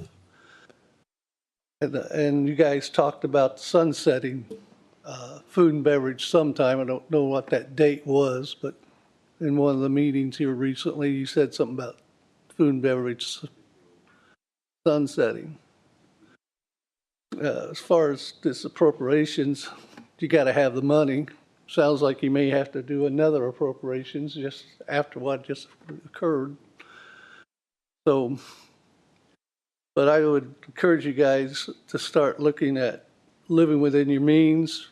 Last night on the news, the governor has asked all the state departments to cut another 5% out of their next year's budget. So it's instead of a 5% reduction, it's a 10% reduction. So that means something's coming down the road, and we really need to start living within our budgets and learn how to say no. The talking heads on TV and YouTube are saying that COLA is going to be approximately 2.4%. That's what I got to live within. And my family's got to live within. And there's a whole bunch of other people like me out here in this county that's got to live within that. And so don't be raising the taxes on us. We only get so much money, and we got to have a place to live, and we worked hard for our homes, and we paid them off. And we shouldn't have our homes taken from us because you guys have taxed us out of our homes. So thank you very much. All right. George. Thanks, George. I will say, though, that the food and beverage keeps us from raising property taxes. The reason the property taxes county have gone down the last 4 or 5 years in a row is because we haven't had to come up with extra money for things that happened to us because of 15% growth and because of the court system, the IT system, the things like that that we can't foresee, we can't plan for. But the food and beverage has done a real good job of protecting us from raising those taxes. And if you look at your tax rates, they haven't gone up. But we do have we do carry a healthy balance in that account. We're not anywhere near where we would be breaking that down. I don't think we should carry millions of dollars in that account. We have millions of dollars in other accounts that we carry. We have a rainy day account that we probably will never use. It just sits there because we've been able to do things with food and beverage and with other things staying within our means to keep from spending any of that money. And I know I will be off the board long before we have to dip into that. And so, but I appreciate your. Yeah, we do have, I'm a big fan of not sitting on piles of money here. You know, as a financial advisor for households, that's the goal, right? To pile up wealth. But here, these are taxpayer dollars, and it would be irresponsible for us to try to pile up more than we need conservatively. And just for the record, food and beverage does have 5 times our target balance and has maintained that or more since I've been here. And it is a tax only collected on the discretionary purchase of dining out, right? So to your point, Kent, it helps offset for those that can afford to eat out without that being a financial burden. That tax reduces the need for income and property tax. I've said since we've had it, there's not a single thing we've spent the money on that I wasn't proud to support. Because we do use that for police and fire. We do use that for IT. We do use that for the court system. We do use that for even, excuse me, even social programs and stuff like that that have to be maintained that don't have sustainable funds. So it's you know, I don't want to be on the board the day we don't have that, because then you're faced with, you know, with the property tax issue. And all right, so seeing no further comments, I'll close the public hearing, and then I'd entertain a motion for the additional appropriation. Make a motion to appropriate $200,000 from Fund 7201 Food and Beverage. Second. All right, we have a motion and a second. All those in favor say aye. Aye. Opposed, the same. Thank you. All right, we are still on schedule. The ongoing opioid funds requests and scenario, Sheriff, would you like to approach us once more and see if we can at least agree on the first little part of this? Yes, so last Wednesday at Budget Committee, I brought forth some training information through Wesleyan University on opioid use disorder, and requested funding from restricted funds to the opioid grant or opioid funds to do the training. And so it would cost about $52,000 to get all the staff through that training. It's a 4-hour training. They have all year to actually complete the training, but we'll come out with a certificate through Wesleyan University if they complete it. So I don't know where I'm at. I think it's a great use of the money. I thought we set up a committee to look at it. Well, we did, but for asking for applications, but the only interdepartment request we've had is from the Sheriff's Department for any part of that. It's what, 50,000? 52,000 would take care of all the training for everybody. I mean, Did the commissioners submit the letter to the state, Deb, saying the intent to apply? No, and I have it right here, actually. I said, I haven't seen the letter that we were gonna Yeah, I draft have- on their letterhead. I have it, so I think the thinking would be Okay. not before, but I have it with me. Okay, and Deb, you have the information where to send that? All I have is the email. On that email, it's where, that email's on there. So I don't think we can entertain, since we're saying we'd commit 500,000 if we got a match, we don't want to spend that, but we do have, 100 and, was it 30 some of restricted beyond that, plus 160 or 70 in unrestricted. The sheriff has said restricted because Surely this it's an meets the allowable restricted. use, but Yeah. unrestricted means any use, right? So Right, so, I mean, but surely this meets restricted guidelines. And it has a favorable recommendation. Yeah, so, Well, I've always felt like if we can possibly use some of that money for our departments, that we should, because that does relieve our taxpayers of paying these things, so I can see no I mean, reason and why that's we what it was would- used for. I mean, that's what it was meant for, this particular training. I mean, it was meant to use that money for that. And so that's the reason I'm just asking for that money, because that's what that was intended use, or unintended use for it was, for this type of training, so. I'd entertain a motion. Okay, I'll make the motion that we allow Sheriff Burkhart to have the money from the restricted opioid funds, and that, how much exactly, 52? 52,000. Right at 52,000, and Not to exceed. I would make the motion for that. Second. Super, we have a motion and a second for, to fund that out of the restricted opioid. All those in favor say aye. Aye. Opposed, the same? And the motion passes, thank you. All right, thank you very much. is that allocated? No, We need to add. None of that money is Oh, appropriated. it So isn't, okay. do you want us to give us a thumbs up for just the 52, or can we go ahead and just appropriate what we have? How do you want us to move forward? I mean, at least the 52. Yeah, but if you appropriate it all, then somewhere down the line, we are going to spend that money. Right, that's We're not why- gonna leave it in the And balance. if it doesn't get spent this year, it just rolls back in. Right. Just it- reappropriate it next year. Right, so let's go ahead and appropriate it all, and then we don't have to wait another 30 days once our program is done and vendors have been selected or people have been selected. So that both restricted and I unrestricted. would say so. There's no reason for it to sit there or not. We aren't, I mean, it's my opinion, we're not gonna hoard that money. We want it to be used for something. So the consensus is that expenditure is approved, but you'll have to wait until we allocate funds. I'm used to waiting. Yeah, you'll have to wait till next month till we have the additional appropriation hearing for that, but we're gonna appropriate all of the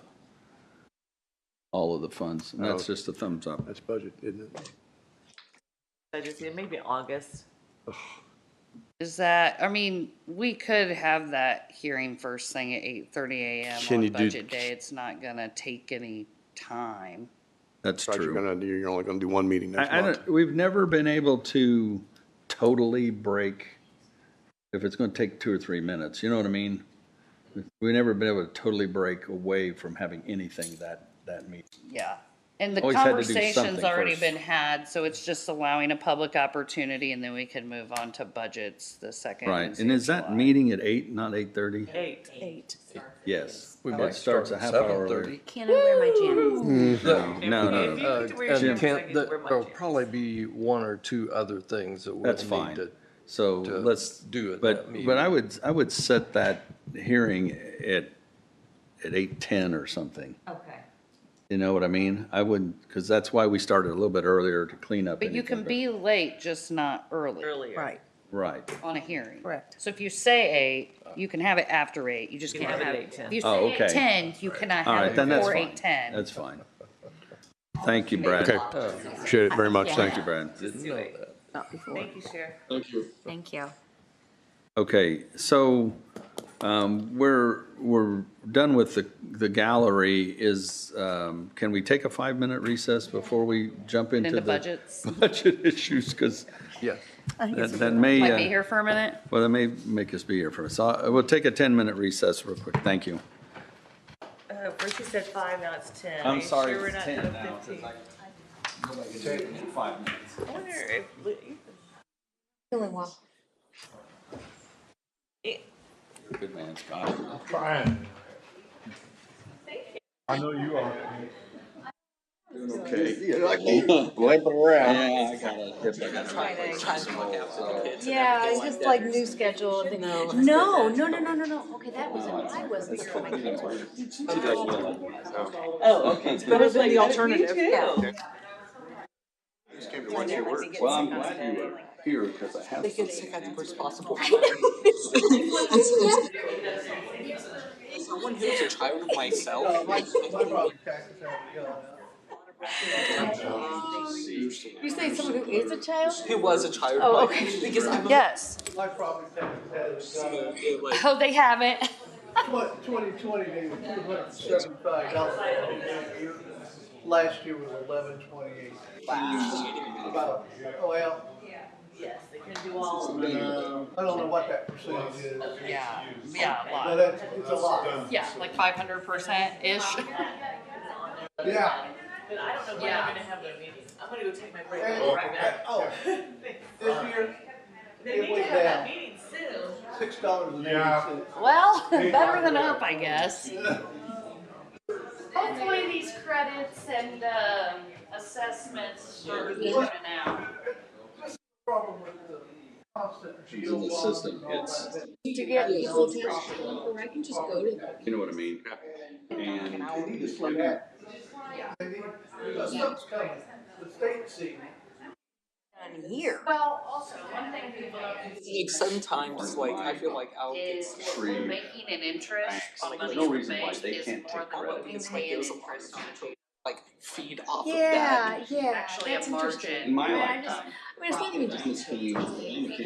Because the average interest rate, the last time we bonded, comes out to 3 something. procrastinating, you know what I'm talking about? Like, So, we could spend down that cash now. never clearer than No, I get that. So true. So, that's not always the case, but it is the case right now. Beginning next year or in some time to get 30 days until my big giant annual. a sense of something that would Woke up yesterday morning. make them have their children. Like streets. No, it was yesterday was Juneteenth. You have 30 days. Oh. Well, the state's portion will. Yeah, so it won't. That was. See, I was in here when they approved. What I mean? I think a good start for that would be the And governor. they were telling them, no, we don't want to be a part of it. And so that's why I The governor's office, they said, well, you need to talk about I really don't, okay, this is general, something, but I really wanted I didn't catch any of I that. thought Ron's office before he was governor, and they were. So, but they would listen to a state rep, or you have a better connection. trying to get Brian's cabinet secretary over in their education or economic development. Yeah. Do an invite to them. I'm happy to help facilitate. Okay, maybe I haven't gotten my thing yet. Okay with Those are the actual reporter side. I'd say start there. You build a relationship with them. Ah, well. I don't mind when I'm all over. That's a consensus. Who's not? Yesterday, Okay, it's just fortuitous. I've got it over. all the steel will be done. Yeah, it's like Seventh, okay, and they're gonna do a little thing for the elected officials. See what we can do on the wall. Like, okay, this is a milestone. at this point here, right, this is a milestone in construction. And at that time, I told someone that, That'd be a good opportunity if that I you would like to get get far enough as ahead. many.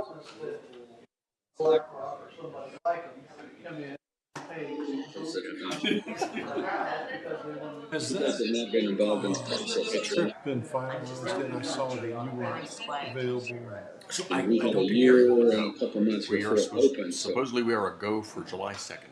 for us to get. Well, it wasn't good for you or me. And then I want to got go too many too.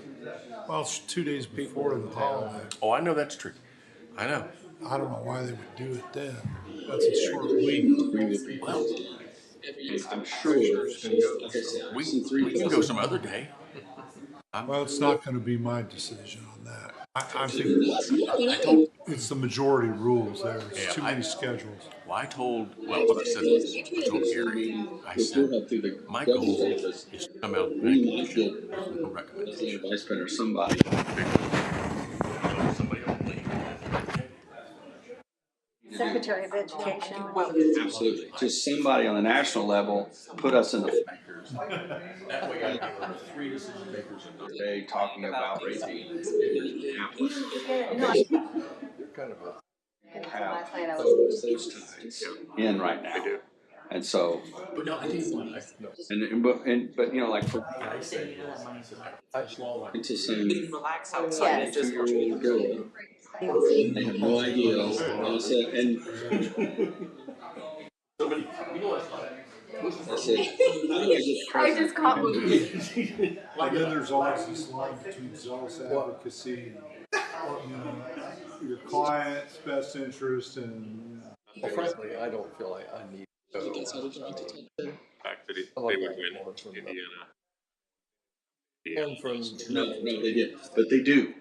They do for things like this. Sometimes. Yeah. Well, I understand. Clinton has been in, when I was president of the school board in one of my schools, okay? I'm happy to help make the Obama's been here twice for stupid stuff, okay? And so this is more important than any of those things. I need an ambassador. Randy, but I like. And even if we don't get the top, like I said, the vice president is here. I don't know if that's humming. Right close to us. I don't know if that And building's like humming. we do have a secretary. I heard they're very, very quiet. Because they need to be told They to. would have fans. Yeah, that's what it would be. That's all that they need. So does every building. They should. Maybe they have more than. Dollars that are being stored in these. That's really big on a lot. I mean, it'd be nice to go to see them and say. That's the whole thing, because I think it's more for public optics. Yeah. Hey, we looked at one. And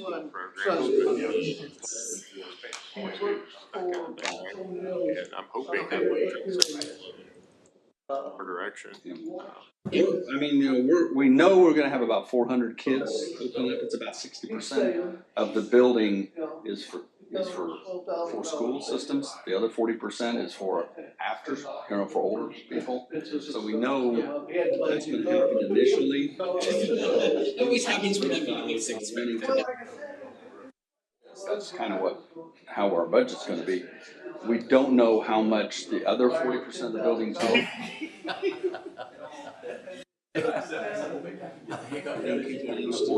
And kids ended up saying, well, I need to go over here. Well, the dominoes are going. And things like that. But it's all a part of recognition to get it off. Indiana Builders Association. Association of Builders and Contractors, they all have those kind of programs that are workforce type. Right now, I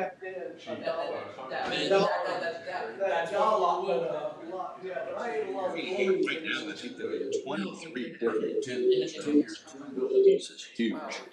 It covers just about everything. We got to put.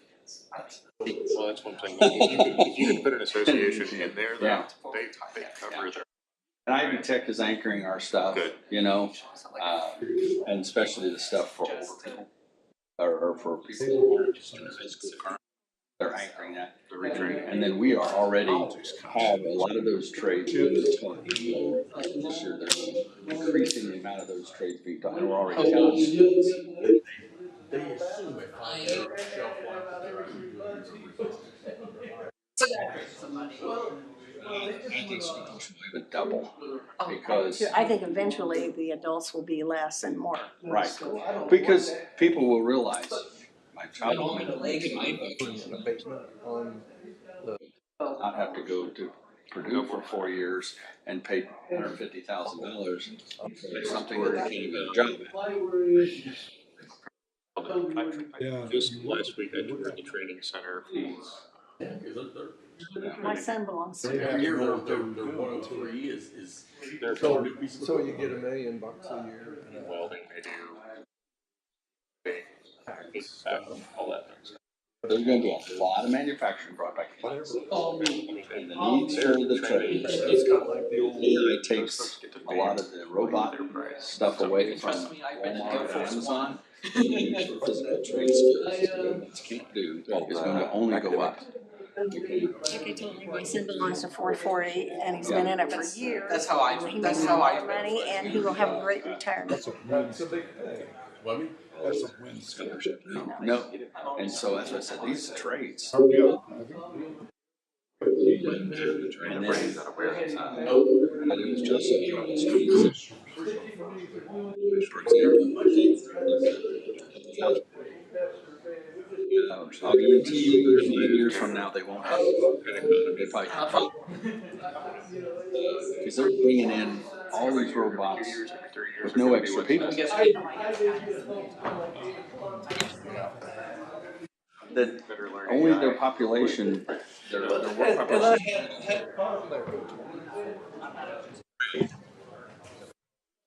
Because Walmart, that personal property.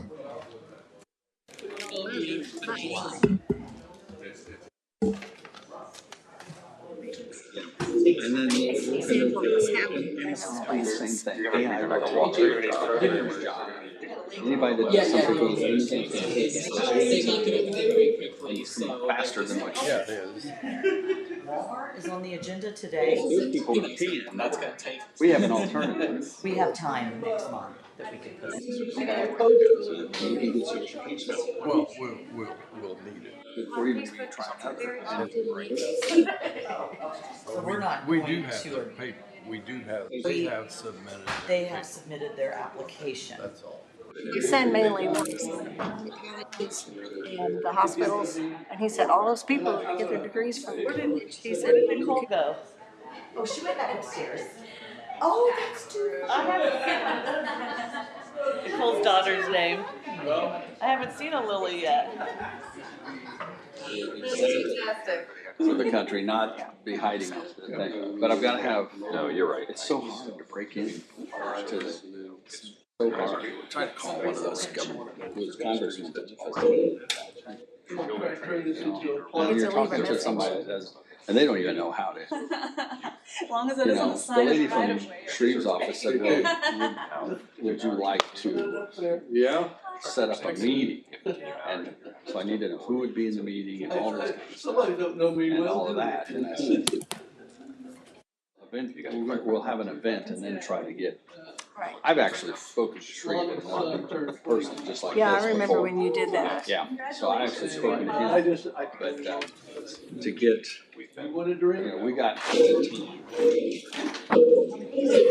It's down to you to say. Too much. Start talking. That's about it. Okay. Just ready, just whenever you're ready. I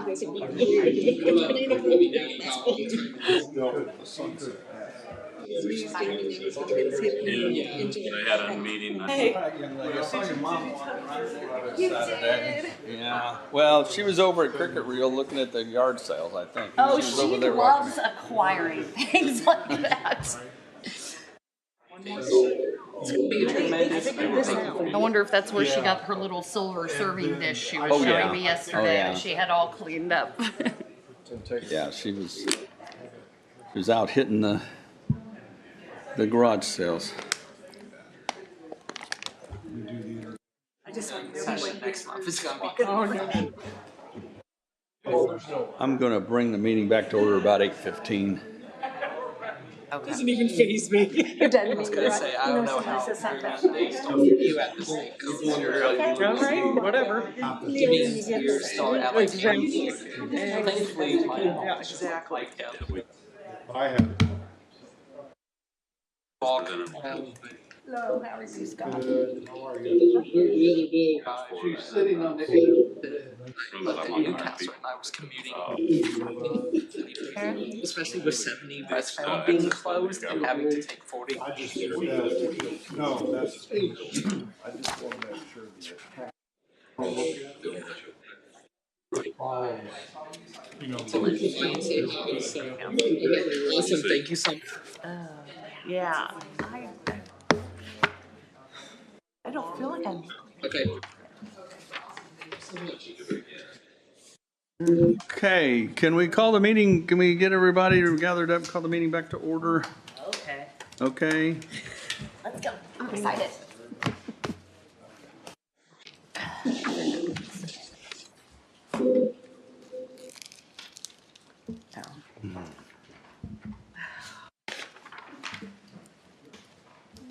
Thank you, everybody. So the next item on the agenda is the 2026 budget issues. That's a broad scope. You got a handwritten sheet there. Okay. Very delicate I love those. piece of crap. I know, I've even got the last scratchings. Okay, so since the budget meeting, we have received from the auditor's office the summary of the requests for 2026. And looking at that, the requests for the general fund for 2026 is above the adopted 25 general fund budget by $2,125,202. We had said that our target for 26, based on the revenues that we're believing we will have increased by $1,015,126. Subtracting that from the requests, we've got $1,110,076 that were being requested to appropriate higher than we're saying we're willing to do or based on our target. So that's our, I guess our target is to try and reduce the requests by that much money. I would say too, I think in going through, and Robin, help me here, if you saw something different, but I did not see in the commissioner's budget a significant line item for senior services. And if you recall, last year we put senior services in food and beverage. So this does not include senior services. And also the probation, whatever you want to call it, underruns of fees or so, we also had in food and beverage. I didn't see it in the probation budget. So those two items, I think, are not included here. So Probation, you would have included all necessary numbers in their 26 requests. Or you're just saying since we didn't pay it out of general fund, yeah, it's not part of that last year's number. I gotcha. I think. Now And that would apply to anything that we additionally appropriated that was not in the approved budget, that it was intended to be perpetual. Right. I don't know. I haven't double checked if there's anything else that falls into that. I think those were the only two things. Okay. So, Do you have proposals for what you suggest not funding, Jim? well, I had a few minutes to go through. Thank you for that. And unfortunately, I only came up with $645,000. Okay. You, in past years, it's been pretty easy to come up with some bigger hunks. I didn't see it, Robin? No, I didn't either. So this may be more difficult, actually, Kent, to meet our goal than in past years because of that. So- Right, let me ask a question. Every budget we have has multiple line items. And the line items in every single budget that were not spent last year to their fullest, is for all of those line items, there's dozens and dozens of them. Is it something where we could, this is just brainstorming, okay? Do a 5 or 10% reduction on those line items? You know, every single department has 30, I don't know how many line items, 30 or 40 line items for everything from pencils to everything. And if there was money left in those line items, is that something that we could do? Because I know the governor's office, I can't believe I'm referencing George, but he's talking about, they're asking about a 5% reduction across the board in some of the budgets and things like that.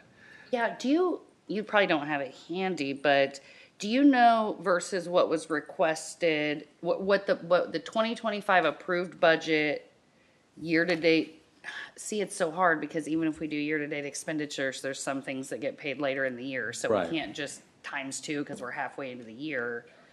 But I'm with you on that. I think, furniture, supplies, some of these perpetual line items, we could just. But in the booklet that we have the actual, a column here for the actual 24 expenditures.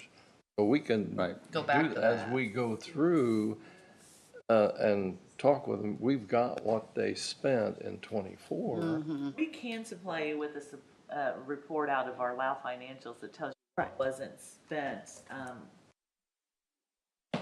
It's been a little tedious. for 2024. Since I've been here, we've neglected to say to that person, we want you to take $500 out of this line item or $1,000 out of this line item and stuff like that. But in the whole, it's large. In one or department by itself, it's not. And I think that's what's happening everywhere, statewide, nationally. They're saying, okay, we need you to be 5% less on these parts or 10% less on these parts of your budget. And that's one option. The only other way to break this deficit we have down is you either reduce some or then you add income to it that we previously haven't. We do have a couple small things. We did not commit to every part of the excess levy. And I was telling Jim, I don't know if it's kind of like this year, the interest rates give us a boost we didn't know we were going to have last year. And it doesn't look like that's going to fall off this year. It's not a sustainable scenario, but I don't think the interest rates on our investments are going to drop this year because they haven't lowered interest rates. They're not even talking about lowering interest rates. We're already halfway through the year, and even some of those investments are as high or higher than they were last year. That's probably going to give us a safety net next year if we don't end up balancing this. We haven't balanced it in the past because we do carry balances. And remember, none of our estimates here include the pennies from heaven. Right. Still have that back. But on the negative side, we've got the level 6 thing that is, I know. We may have underestimated that loss. We got enough negatives coming down the road that all those safety nets are probably going to get sopped up. And when we get to the budget meeting part on the lit stuff, there's a suggestion there. So, Well, and something we've not done much of that is an option is, let's say we want to get these requests down 1.1 million, and we only find 700,000, we don't have to levy that additional 400,000. We could still levy on this 1.1 million and say, we're going to make up this $400,000 difference from our cash balance in general fund. I mean, rainy day, wherever, but we would just use general fund. And that would be my preference rather than levy more, is to spend down cash. The only thing to be careful about there is when you're talking about perpetual expenses, right? We plan on paying them indefinitely. And with inflation, it does compound against you, right? So we are agreeing to pay it in perpetuity, and sustainability would show how many years we expect income or revenue to make up for that 400,000. But it is an option without levying it as next year's tax. And I think there may be some other places in the budget, and Robin, you've gone through it too, that as we go through, I think there are some places that I haven't taken into account where people have put in the same number from last year, and I remember the maintenance department equipment line has exactly the same number for equipment as last year, like 187,000. And I think we bought all of their equipment. I thought so. So I think maybe he just carried that. So, and there may be some other. There's probably a small lot of those things, but not examples, that because people large. do the budget, they just put the same number in, because they know they have never went over it. And I need to think watch my that. suggestion and yours is the same, really. We'll spend down the excess that we have. Mine just has a little bit more maybe of identifying what those are. Yeah, agree. Because it's not a perfect world. It's hard to identify all those things that happen. And the only time you really can identify them if you come up short, and we haven't come up short. And we could approach each, it's kind of rough the way we do budgets, where people come in alphabetical order and the day gets long, right? And by the end, you're trying throughout the day to keep track of on the fly where you cut all this. But if we went into the process with the idea that we were going to try to find line items to reduce by X percent on each budget and talk to each department head about, like you said, we usually don't try to split hairs on $1,000 or $2,000 of requests. But maybe if you do that, like you said, on a few line items across every budget, it does add up. It does add up, and it'll get us closer to those excesses. You know what I mean? That we don't know we have until the end of the year. And we've done that before when we go through with the departments, ask them to cut some things when we can actually talk to them. Now, maybe a process there would be to first, with each department, take out the things that we know. I mean, some departments have put people in. Right. So if you bring that department head in and say, okay, we want you to identify 10%, well, they could easily identify 20%. So I think we would, with each one, want to first take out the obvious, right? So, and then ask them for 10%. This request of additional million that we don't have right now, that we're trying to work on, that's not a lot of, that doesn't have anything to do with CCD. That general fund only, right? General fund. General fund only. Okay. CCDs, yeah. I know. We'll We've been able to move money around at different sources with CCD, but it doesn't help our general fund. But you're saying there is some things in general fund that equipment and stuff that were supposed to be paid with general fund, they weren't. They were paid with their dollars, and we need to pull them out. Okay.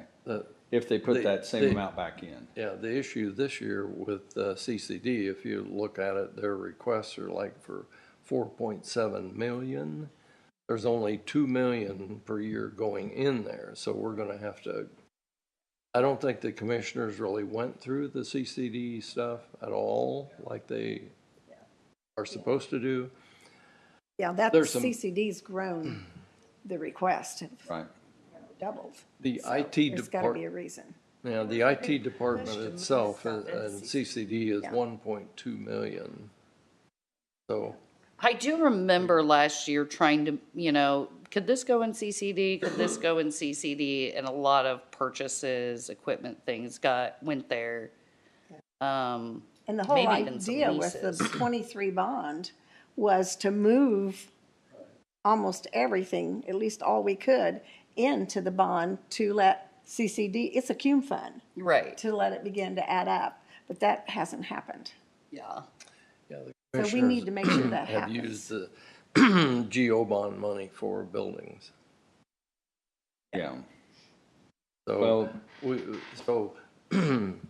skipping to the CCD for a minute, there's a lot we're going to have to do there. I think each department that comes in, since the commissioners didn't interrogate them, we're going to have to. Because there's a lot of stuff in there. And there are already some big items that we can put in a GO bond. Like if we want the drones for the sheriff, he's got 407,000 in CCD, which we said we would put that in GO bond. I haven't seen any fluff. I haven't seen something brought to us that was not important. You know what I mean? Yeah. You gotta understand too, we're still the fastest growing county. We're still growing 15% plus. So we're gonna be faced with this until our growth slows down enough that we're not taxing our units, our current status we have for our jail, for our jurisdiction, or for our, for our courthouse, for everything. I don't see that stopping for a while. But our departments and stuff like that, it is hard when we're going this fast to cut things back, but I think we're gonna have to start with this 5 or 10%, or start with this bounce to get closer back to. Would you agree, though, we'll start that after we take out the additional people that have been put in? Yes, yeah, no, the things that we've told them that, because I think we've already talked about everybody we were forced to increase already, haven't we? I mean, I don't know of any, because we asked them to come to us, they did.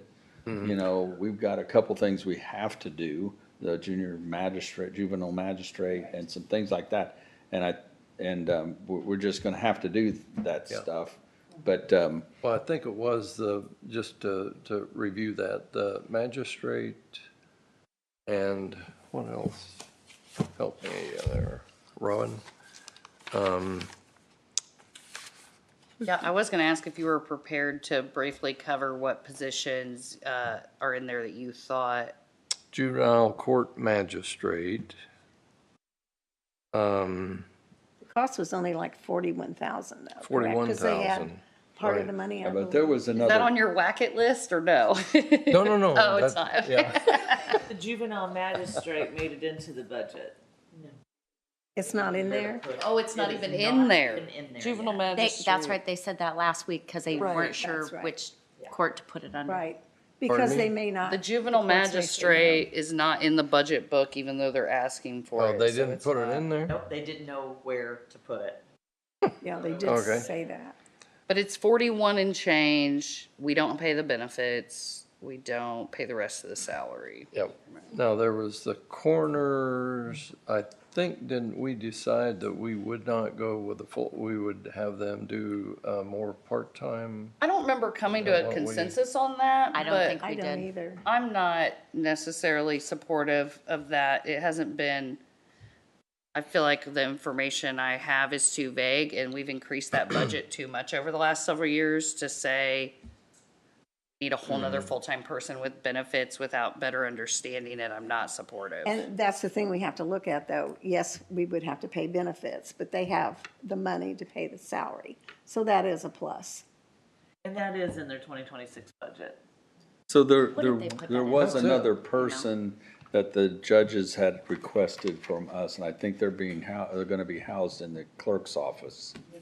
I'm hoping that's in that budget number because they already Yes. hired And that a person. deputy Yes. and another salaried But- employee. That is in the budget number for Okay. 2026, but that was one of them I think we agreed on from the judges that come in and asked for Yeah. for that, not just the magistrate, that was in the later scenario. And I think that's it. I That's the think only it is full-time worth- person, I think. I think it's worth mentioning, so the County Farm Planning Committee met after budget, and Jim invited all three judges, who all three attended, which is Four. very, or four, correct, with Cody, which is very hard to get them together. And the purpose of that was to ask them about, 10 or 15 years from now, how much space do you see us needing? How many judges do you see us needing, and so forth.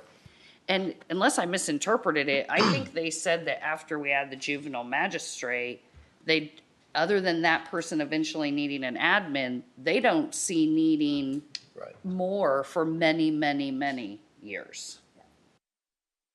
And once we hit 100,000 in population, I don't know if I wish there was some attorney, they're required to have a court administrator once we hit 1,000. So that would be the only other thing, but I think half of that salary at least is paid by the state. Okay. And that's probably, we're probably another census away from that. So that would be good news. Well, except for the fact that at some Another point, we're mandated- gonna have to build a court out. Well, that's what, we talked extensively Right. about that. I don't know, and I know some of the thing on that. I mean, I'm not gonna be here when those final decisions are made, because it takes us years to do anything. That takes a long But, time. I don't know, I'm not 100% in agreement with vacating this building. I mean, We talked about that as I well. think that if nothing else, civil cases or something that's not criminal could still be housed here. But because you have to take probation, when you take the criminal courts out, you have to take probation with them, and then that really vacates a lot of that building. The judges were they have historic, I guess, reflections on the building, but they said all the courts should be moved together. The judges also Now, told if us you wanna that turn it drug into a court and all that museum was or going to a- be hundreds of people, so. They said if you wanted to keep Judge Sirk's courtroom for the sake of ceremonial purposes, that it could also be used for civil cases, but it doesn't have to be. They did like, having it preserved in some way, but said as far as business goes, it would be totally unnecessary. But that's so far. That's so far in It's the so thing. far. I'm not, but I don't think the judges have the final say in everything No, either. no. I've learned since I've been here, some of the decisions the judges have made that they've come to me for, I'm still not in agreement of, But this was this was an idea session. It was brainstorming. Right. Yeah. Well, and it took us a long time, it takes a very long time with the courts, before they would even entertain possibly doing this juvenile magistrate. I mean, we've been trying to get that for a while, and they're only considering it. They haven't committed to it. Well, we powers haven't that be. committed to paying for it, so what that means. But I'm not opposed because the state picks up so much of that. I don't know if juvenile magistrate was part of your 644,000 you were talking about not funding. Is that in that number? Or No, it's to be funded. It's to be funded. Uh-huh. And so the others it's were just that coroner. It's just that they didn't put it in their budget. Right. I assumed it was in there. So for So it's not in there. 2026, we mentioned coroner. Who were the other new positions that you? That was, HR asked for. oh, HR. Okay. Yeah, they asked for 2 people. They've got 2 people in there. I definitely can't support that. That department's new. We already cannot. have a full-time The person that's well prosecutor paid. has a new prosecutor and a legal person. Yeah, but in there. we've already got that listed here as 0, Yeah. right there. Right. Assistant prosecutor, Right. legal assistant. But it's in the request, though. Okay. It's in the request. Any other new We already told them employees? no. I We have to don't consider remember any. that excess levy may play into that, what we have to do with some of the requests that they make. Because my Well, understanding is, Right, we have to Increases make sure in that money salaries goes to in there, but where not we people. ask yes. for the different That's why I projects. said we have some excess levy Beyond in our 3% pocket that we were hoping we could save There it are for some, yeah. future Like the problems prosecutor's that we may office, have we to said. spend that. We don't want to get Debbie in trouble. No, you gotta use it for what you asked for and what they granted it That for. was already Yeah, on our that's list. right. Yes, That's right. We So got to go what it was requested for. Okay. I think if we start off by just first eliminating the ones that we didn't approve, the people thing, and then, like you're saying, challenge each department to come up with 10% or whatever. So when is the budget meeting? The 9th, I believe. At 8 a.m. 8 a.m. 8 a.m. And there is no budget meeting. Right, and this is July 9th, Yes. and that's all day. Buckle down. Been there, done that many times. And we are going to recess in that meeting to take lunch, or are we going to do something different? Direct It was kind of disaster I the would last time we suggest tried we to do. just bring something in myself. Well, I mean, I'd rather work through lunch and eat than to go till 6 o'clock or something, you know. Yeah, So, it's a long day. for sure. somebody with more time than me is going to have to set that up. So BYOL, bring your own lunch, and we'll work through it. Oh, no, Jimmy John. He loves Jimmy I was John's. gonna say last time. Chick-fil-A. Chick-fil-A. Chick-fil-A, Okay. that might be a I good think they deal. delivered. Just We buy ordered, they a delivered. semi-load of those Chick-fil-A. nuggets. And Hey, we have an expense line item of $2,000 that we ought to Oh, well. Oh, is that? Oh, well, I can chip in on mine, however that works Yeah, out. somebody might say we don't need it if we don't. Yeah.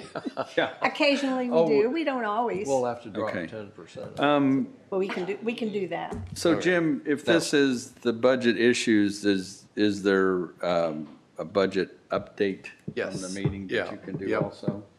Number one, we reviewed all of the fund balances and we found that they were okay. Then we went through the 25 and 26 GO bond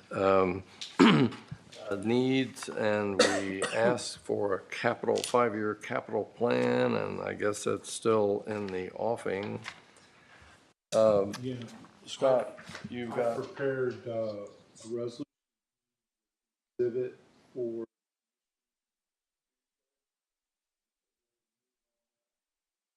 done, and also the letter of intent on opioid. That's done. I think we talked about that earlier. I'll turn that over to Deb. So that's ready as well. And then would you mind reading the, from the 25 GO bond, what the needs are?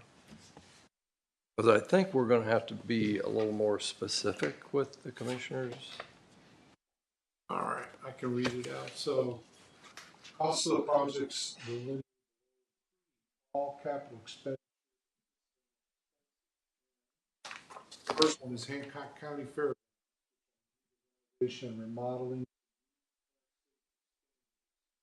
And support events, and also development through tourism. That's where we made loan up to 1.5 million from food and beverage. I think they're spending about $1 million of it. Why? They're putting together, I did talk to them, and they just reached out and let me know that they're working on getting some really rough numbers on what they think phase 2 would, and that will have to go out to public bid. So it's gonna be a very rough number, but they're trying to get some options together for, you know, does it make more sense to renovate this thing or replace it? You know, are you spending almost as much to fix this old thing as you are to just get a new one? They're trying to compare some of those options to bring us. And that's probably about another $1 million, probably, according to the first numbers, at any rate. Quite possibly. Yeah. So that would be an item for the 26 bond. And remember, it's 6.5 million for this plan. Right. Not 5. Right. Okay. Number 2, Hancock County needs to upgrade critical E911 equipment, including Lucas devices, radio system tuner, communication systems, replacing 2 aging emergency response vehicles, This is all for the purpose of ensuring faster, safer, and more reliable. What are the emergency response vehicles? The county's emergency response vehicles? They have to be. Because I don't know what emergency response vehicles the county has. Brad, are those the ones we talked about in our meeting that are coming from Fortville? No. I think they're replacing the ones they had from Fortville. It's 911 center. So it's Fortville has, they got 2 from Fortville. Two, like emergency response vehicles, meaning like, Emergency response vehicles. I mean, they're just vehicles that they utilize for the 911 center to do their thing. okay, it's not like an ambulance. On the hot that runs and things like that. It's just for their purpose. Okay. And Two that's regular about- vehicles for E911. And that's supposed to be I about could see where that'd be confusing. 750,000. For all that Did you equipment. put numbers to these? No, I don't think you want to do that. Yeah. Don't know exactly. I do, but go ahead. Well, you know what I mean. You can do that internally, but it's, Well, yeah, it can be spent on something else, and there's not enough money for 4-H. this is going to be Yeah, it. yeah. Number 3 is essential equipment for Hancock County Sheriff's Department to include patrol vehicles to maintain and rely. 800,000. Last is Hancock County government buildings. Funds are required to build, renovate, including but not limited to a new truck facility for the highway department, improve operational efficiency, safety, and long-term. So that's about 3.8 million. For the highway. No, for buildings. For That total. doesn't include a highway. Yeah. Those they're were the running- things that Bill, we were discussed, I think, was that?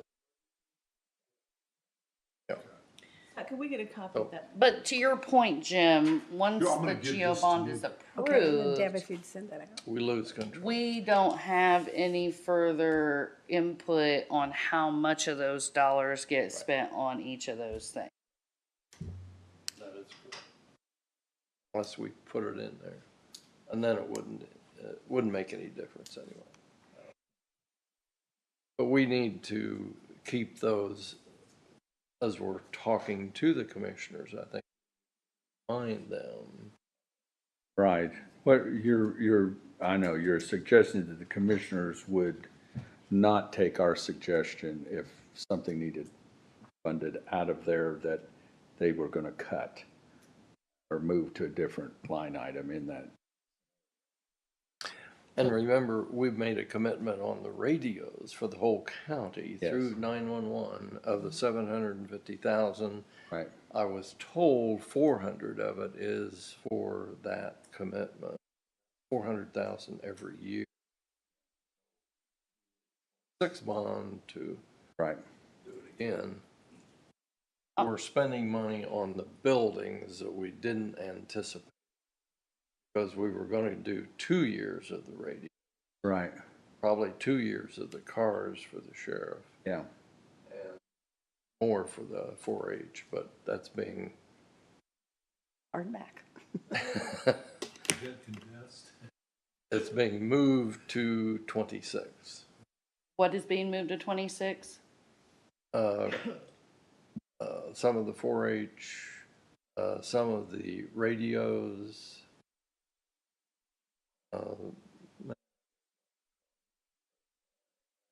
being used up. Well, we had talked about the drone expense coming out of the bond too, being used for buildings that was not anticipated. In fact, they're talking about maybe the reason we're pushing for a 5-year capital plan is because they are talking about major renovations needed. I mean, $8-10 million, which would take probably a dedicated bond. which would really get you started on the new place. Exactly.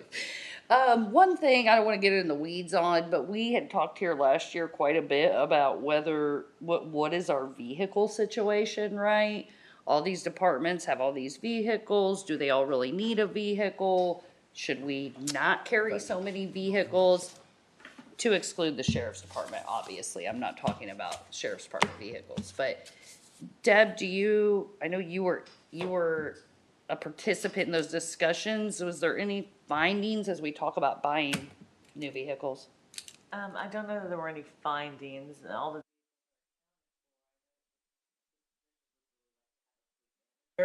but obviously they're not going to make that ask this year. But they have pulled back on take-home vehicles. I know that. So vehicles that we do have might be poll cars in case someone that go do their job and come back. But I don't know that there's been any. No cut's been made to any department head or elected official that has one. I know the assessor's office, they have to have theirs for their field work. Surveyors need theirs. I don't know that anybody hasn't been told that they had to give up being able to drive a vehicle from their work. And these 911 vehicles, Brad, did you say they're replacements or they're new vehicles? I think they're going to be new vehicles that are replacing some old vehicles from Fortville. They'll be surplus. The old vehicles. Yeah, they would surplus the old one. Okay. Number 3, we talked about lit changes to lit. We talked about and had numbers on reducing the library lit by 5 basis points. And the discussion was about perhaps increasing the E911 lit by 2 basis points.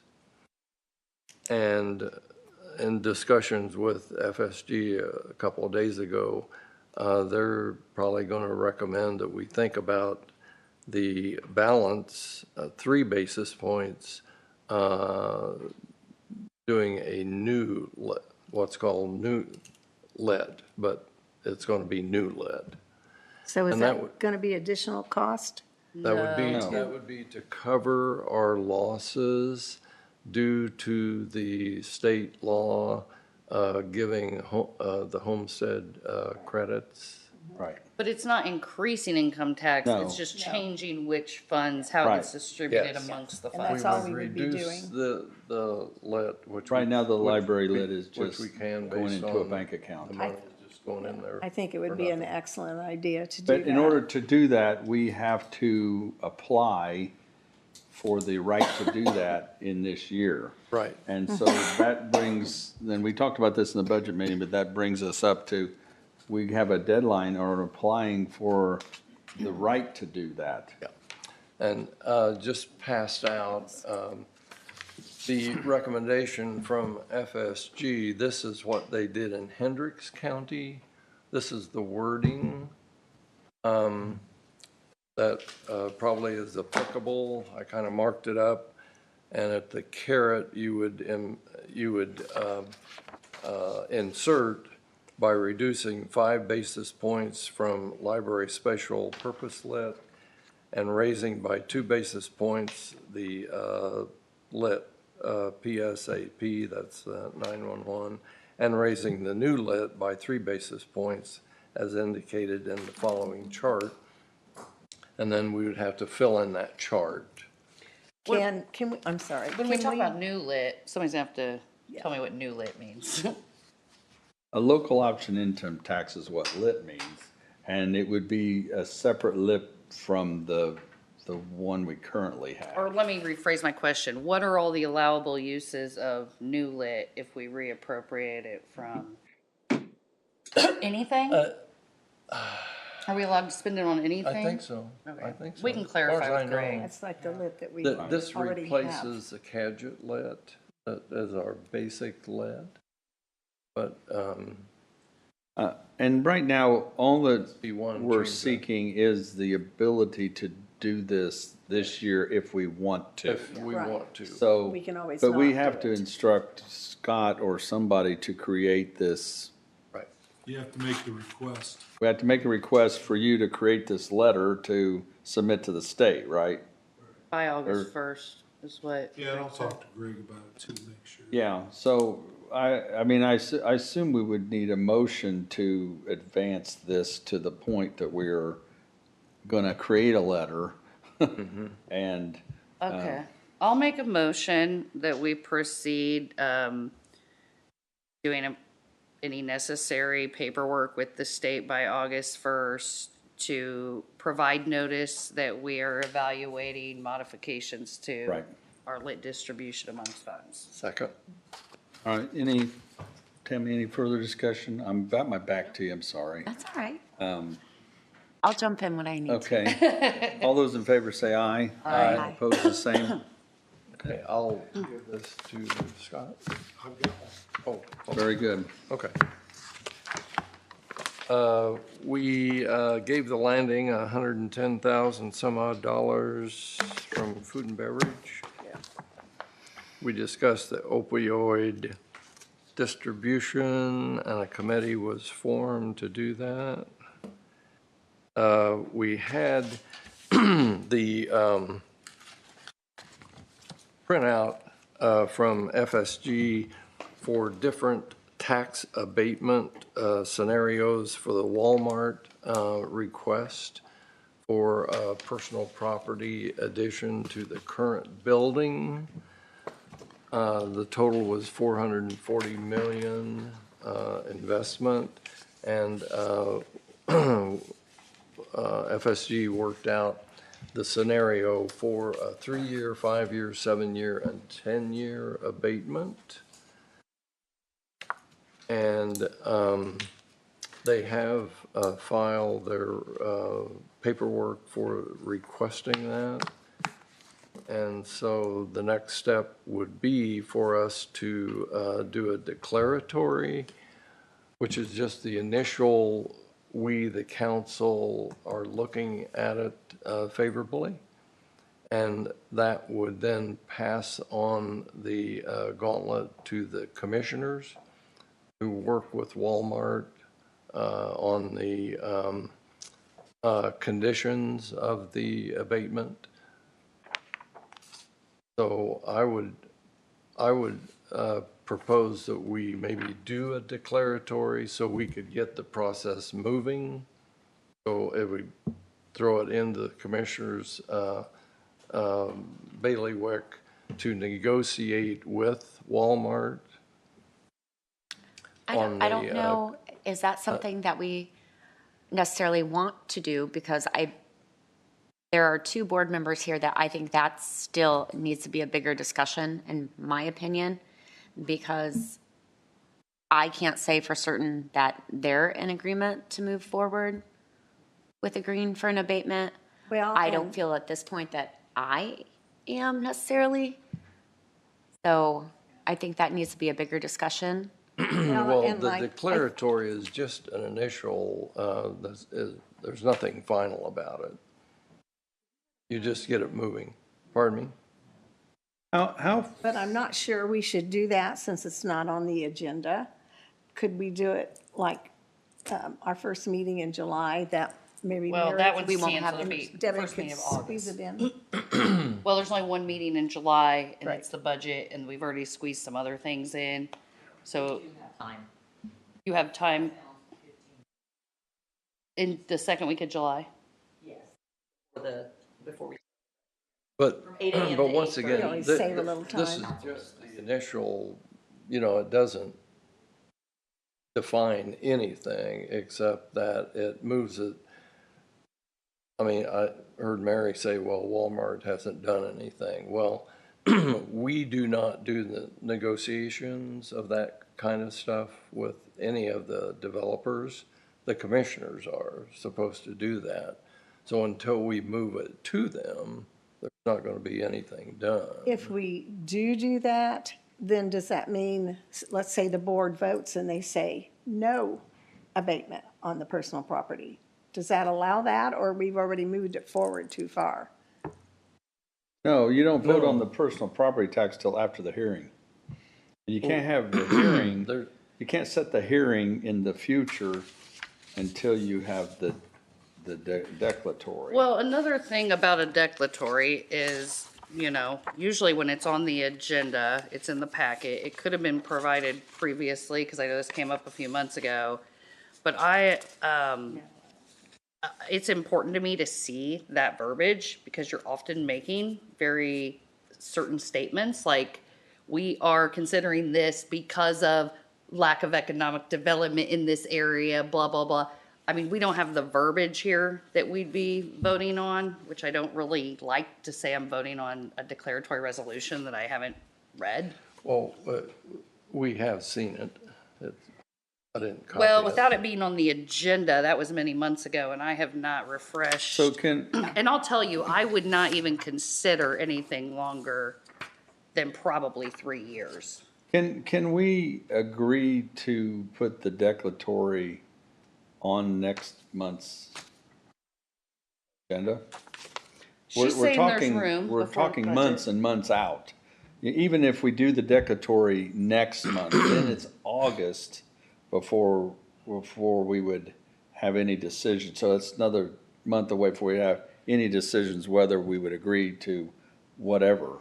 You know, I mean, you get the declaratory, and it's not gonna say a specific even on that. I think you can put a range, you know. Well, she says there is room at the July meeting. I would expect everyone to be here, absent any emergencies. And Well, there, as one of the gentlemen that stood up here and said, there's probably something happening with one of the big buildings, does have something to do with this. That may get held up if we don't act. Tammy loves being backed in a corner. How you feel about that, Tammy? I'm not going to be backed in a corner because I think we need to wait and talk about it when we have everybody here, because it's obviously been a big topic. And Yeah, I mean, if it was on the agenda, I'd make a motion to table it to the next meeting. I don't even know if that's necessarily appropriate, Because since it's this not is on not the an agenda. agenda item. So I'm certainly not ready to vote yes to anything. And I don't You think guys we can- necessarily talked about it last week at the budget meeting either. So, Definitely not in any right, important so I detail. don't know why we're talking about it Well, now for I budget got this meeting. information last meeting. I got this information a week ago. Yeah, we talked So- about it in the So for budget you to say meeting. we didn't talk about it, somebody give me a whole bunch of information during the meeting last week. Budget meeting FSG handed out. Oh, that's one Yeah, FSG handed out. that's what this Yeah. whole thing is. So, But yeah, we did. I don't- I mean, I understand the thing on that, but I do think it's disingenuous for us say to Walmart that, no, we're not going to accept any of these millions of dollars for the school systems and for everything else, because this money doesn't come back to us. It goes to all the taxing units. So we need to come up with something rather than just try to punish Walmart for wanting to, expand into the rest of their building. But I think, that's what I said, is if, we'll put it on next month's agenda, and then Yeah. then that gives us 60 days before any decision we would have to vote on. Because 30 days just to vote to come back 30 days later, and that would give the commissioners 60 days to figure out, because the negotiations for these is going to involve other buildings and stuff. Okay. There's going to be more happen. Walmart is not just thinking about this, they're thinking about other things in our area. And, you know, at 3 years, maybe I could be negotiable. At 5 years, that still leaves them paying more than they're abated. You get into 7 and 10 years, and you're talking about more than a 50% break, which is where those real And properties. I don't think you're unreasonable Yeah. in saying that. I don't think you're unreasonable in saying, but I think there's a negotiation that needs to happen, because there is it's not pennies that's involved. And we did give them a 10-year abatement to come here. So if you don't follow up with the same thing, sort of like a bait and switch.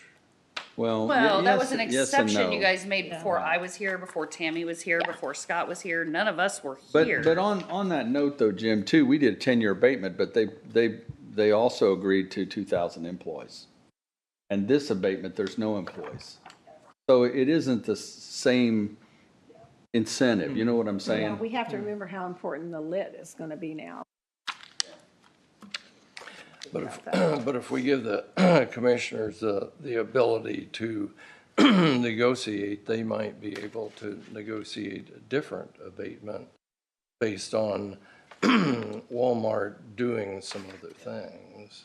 Anyway, we all, we want them to win as well as we want to win. You know what I mean? We want to be compensated also, for that. So that it's just gonna take a negotiation.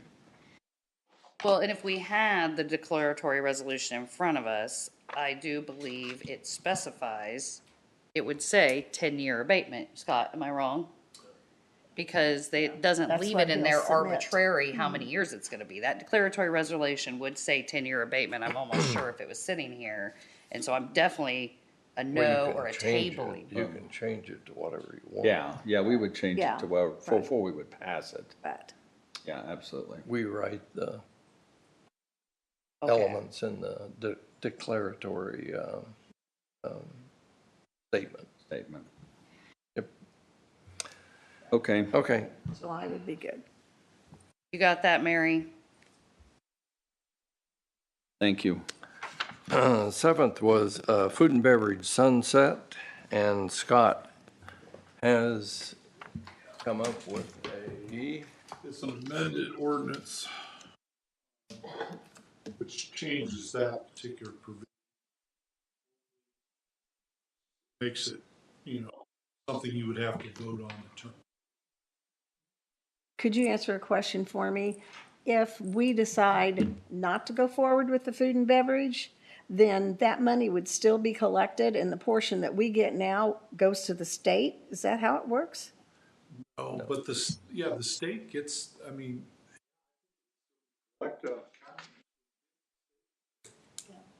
That was my impression, but I didn't Really? know for sure. No. That doesn't. because it's collected from all the donut counties. We have voted for it to be collected for the, until the Lucas Oil Stadium bond is satisfied. So it will be collected, and half of it sent to us until that happens. When that happens, the state law says that the counties that participated would then be able to keep the entire 1%. Right, and what That's in this, that's what also in the the. council did years ago was just say that it would just die at that time. Yes. It wouldn't be collected at all. Exactly, in 2005. Well, so you're suggesting that when the state's obligation sunsets, Yes. that if we were to not sunset ours, but reduce the total tax by half, we would end up exactly where we are now, and it would cut the tax in half on the food and beverage? Is that how that pencils out? And it's in what year, 23rd? About 35. Would that cut the collections in half? Or would the state get that other portion? No. No, it would basically be passing the state portion when they're done paying off Lucas Oil, passing that back to the consumer and retaining the portion that we are used to taking. And That's not what will happen automatically, but that's what I'm asking that I think is being said as an option. What would happen automatically is the whole thing will just go away and we won't have any more food. Right, I don't think it's prudent for us to say it's just gonna all go away. And I don't know,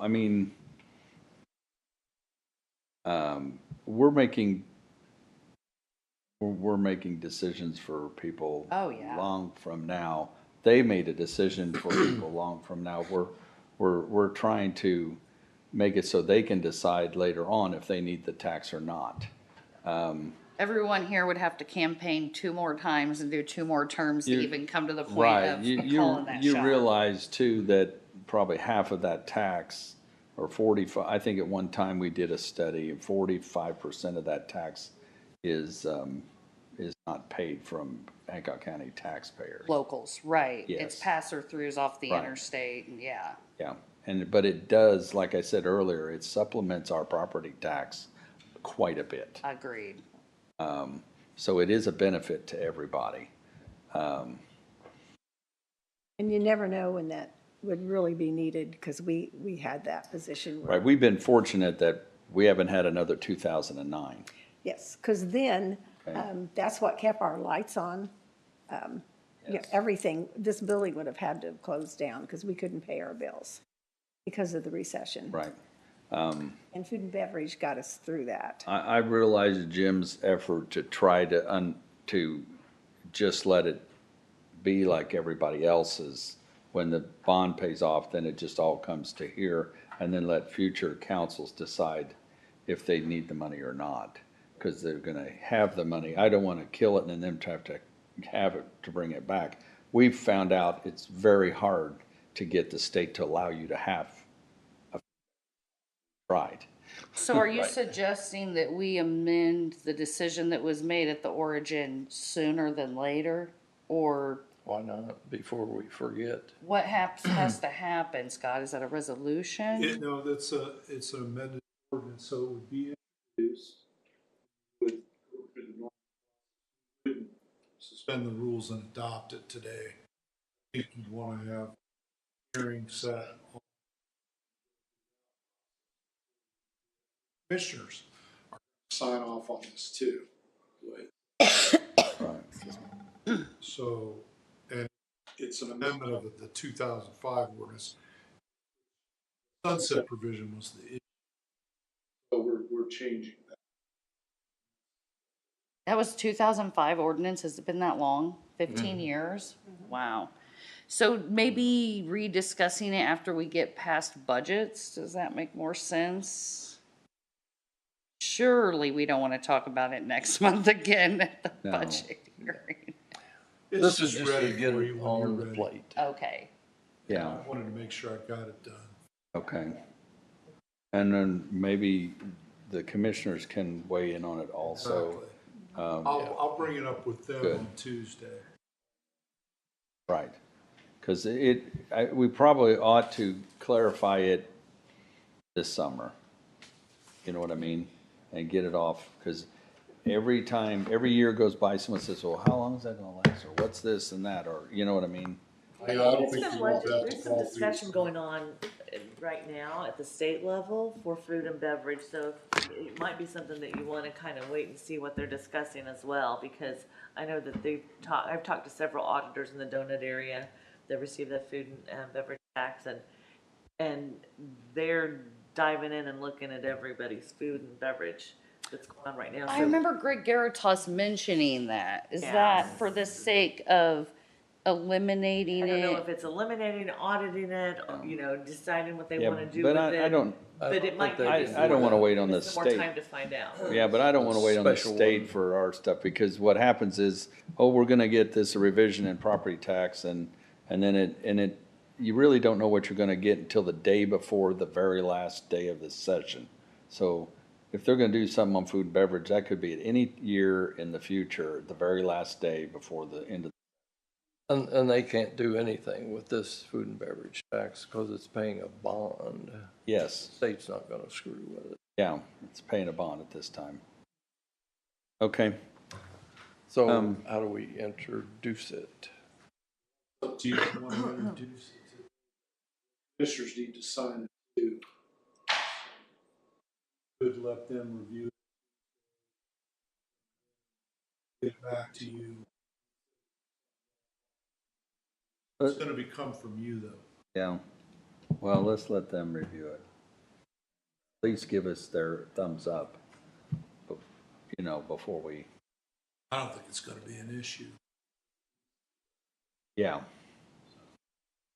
I don't think it's controversial then. Shall we put it back on the agenda for the first week of August?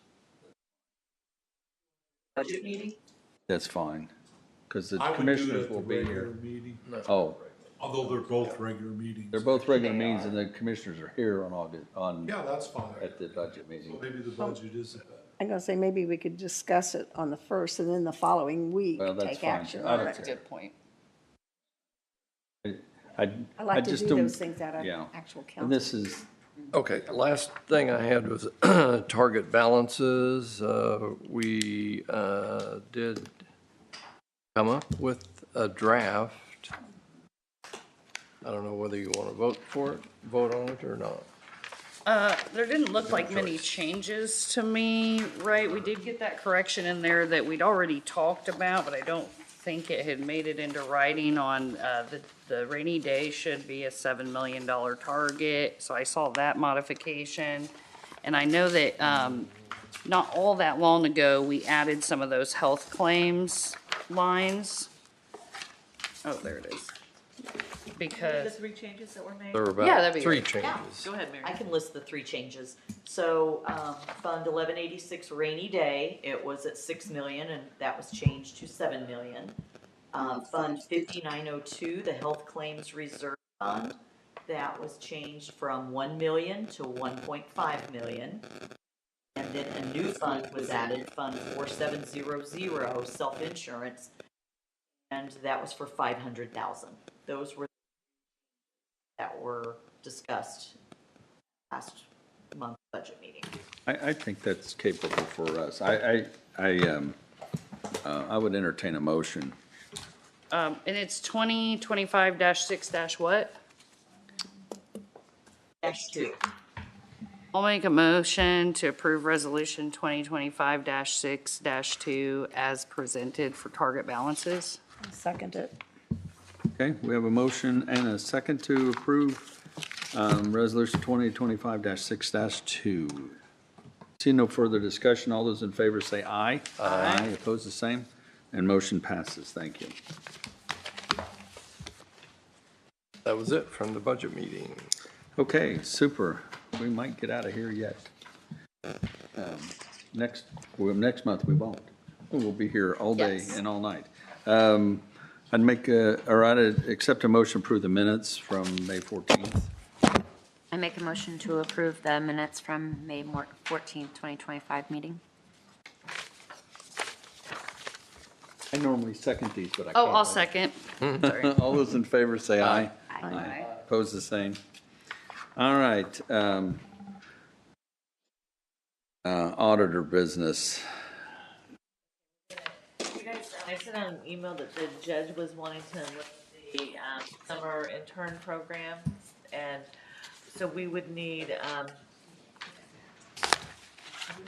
a salary amendment for the summer intern at Circuit Court. And also, I don't know if you want to do an additional appropriation for the 3,000 now, or if you want us to wait, because he does have 72% of his budget left that we could do a budget transfer with. So, I agree with Deb. I put that in my response, that, because if they end up not needing that much, then it will stay in their part-time. So that'd be a way for us to control how much.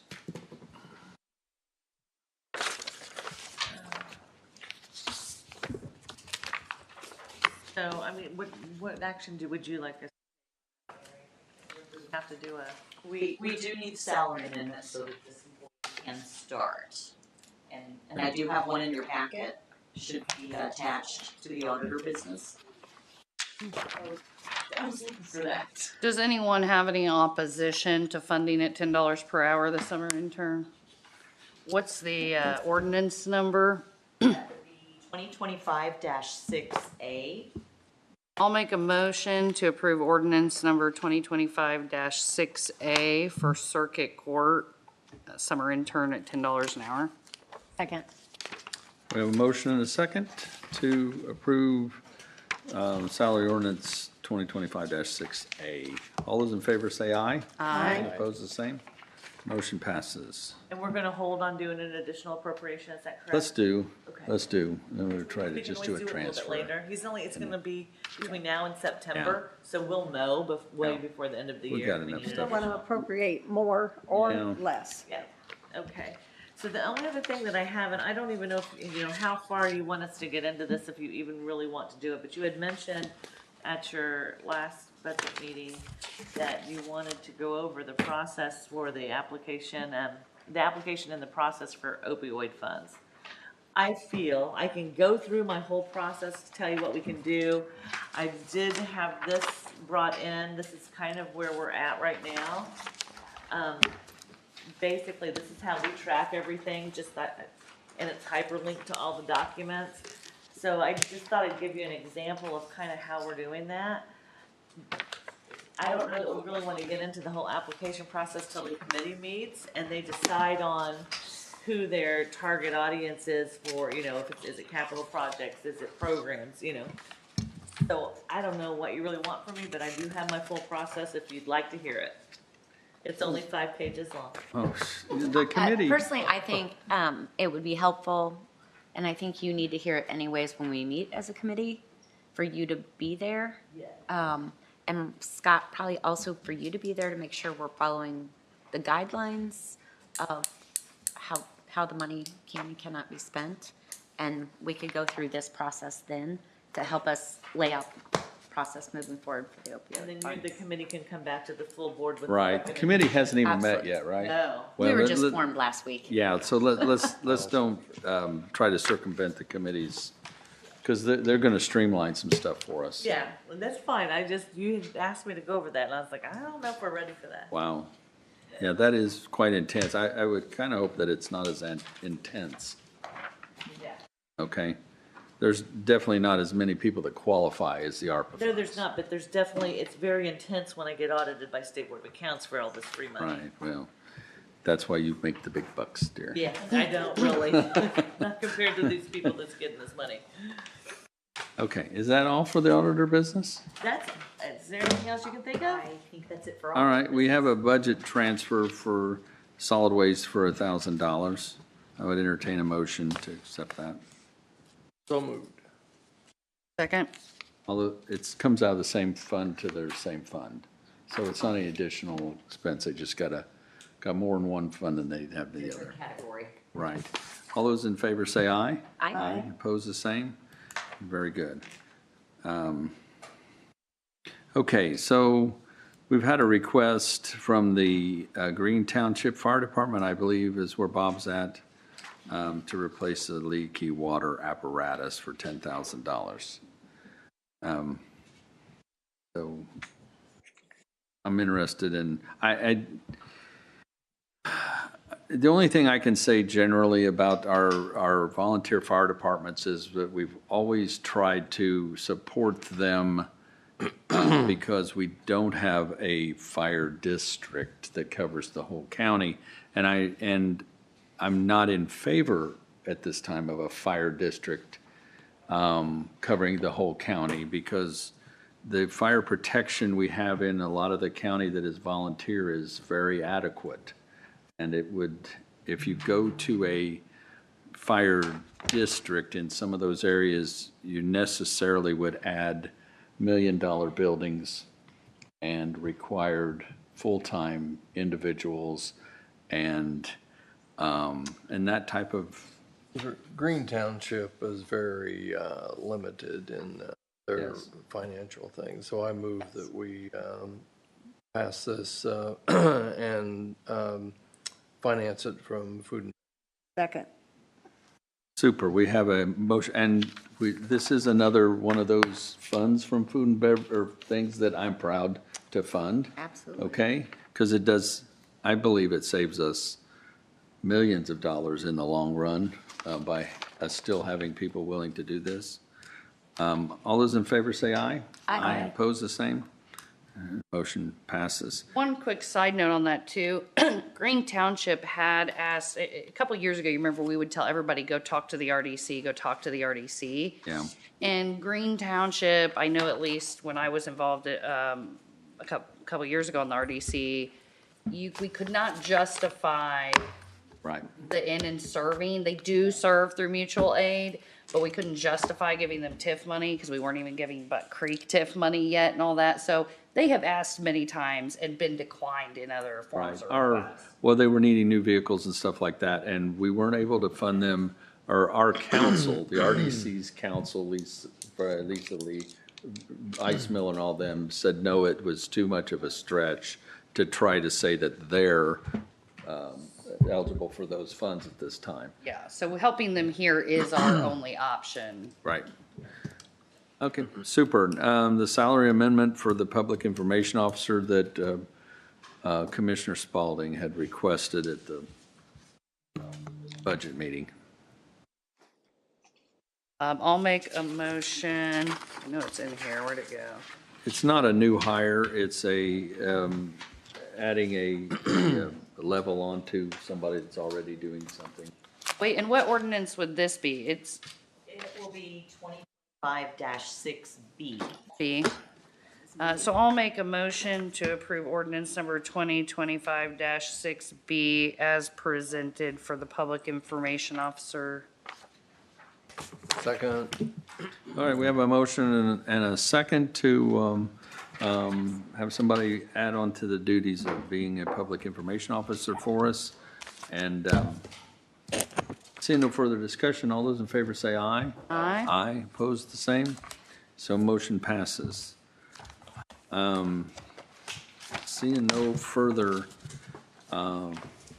items, I would entertain a motion to adjourn. So moved. Have a second? Second. All those in favor? Aye. Thank you. Sorry I got boring here at the end. I'm about wore out. You're not wanting to go over my process. No.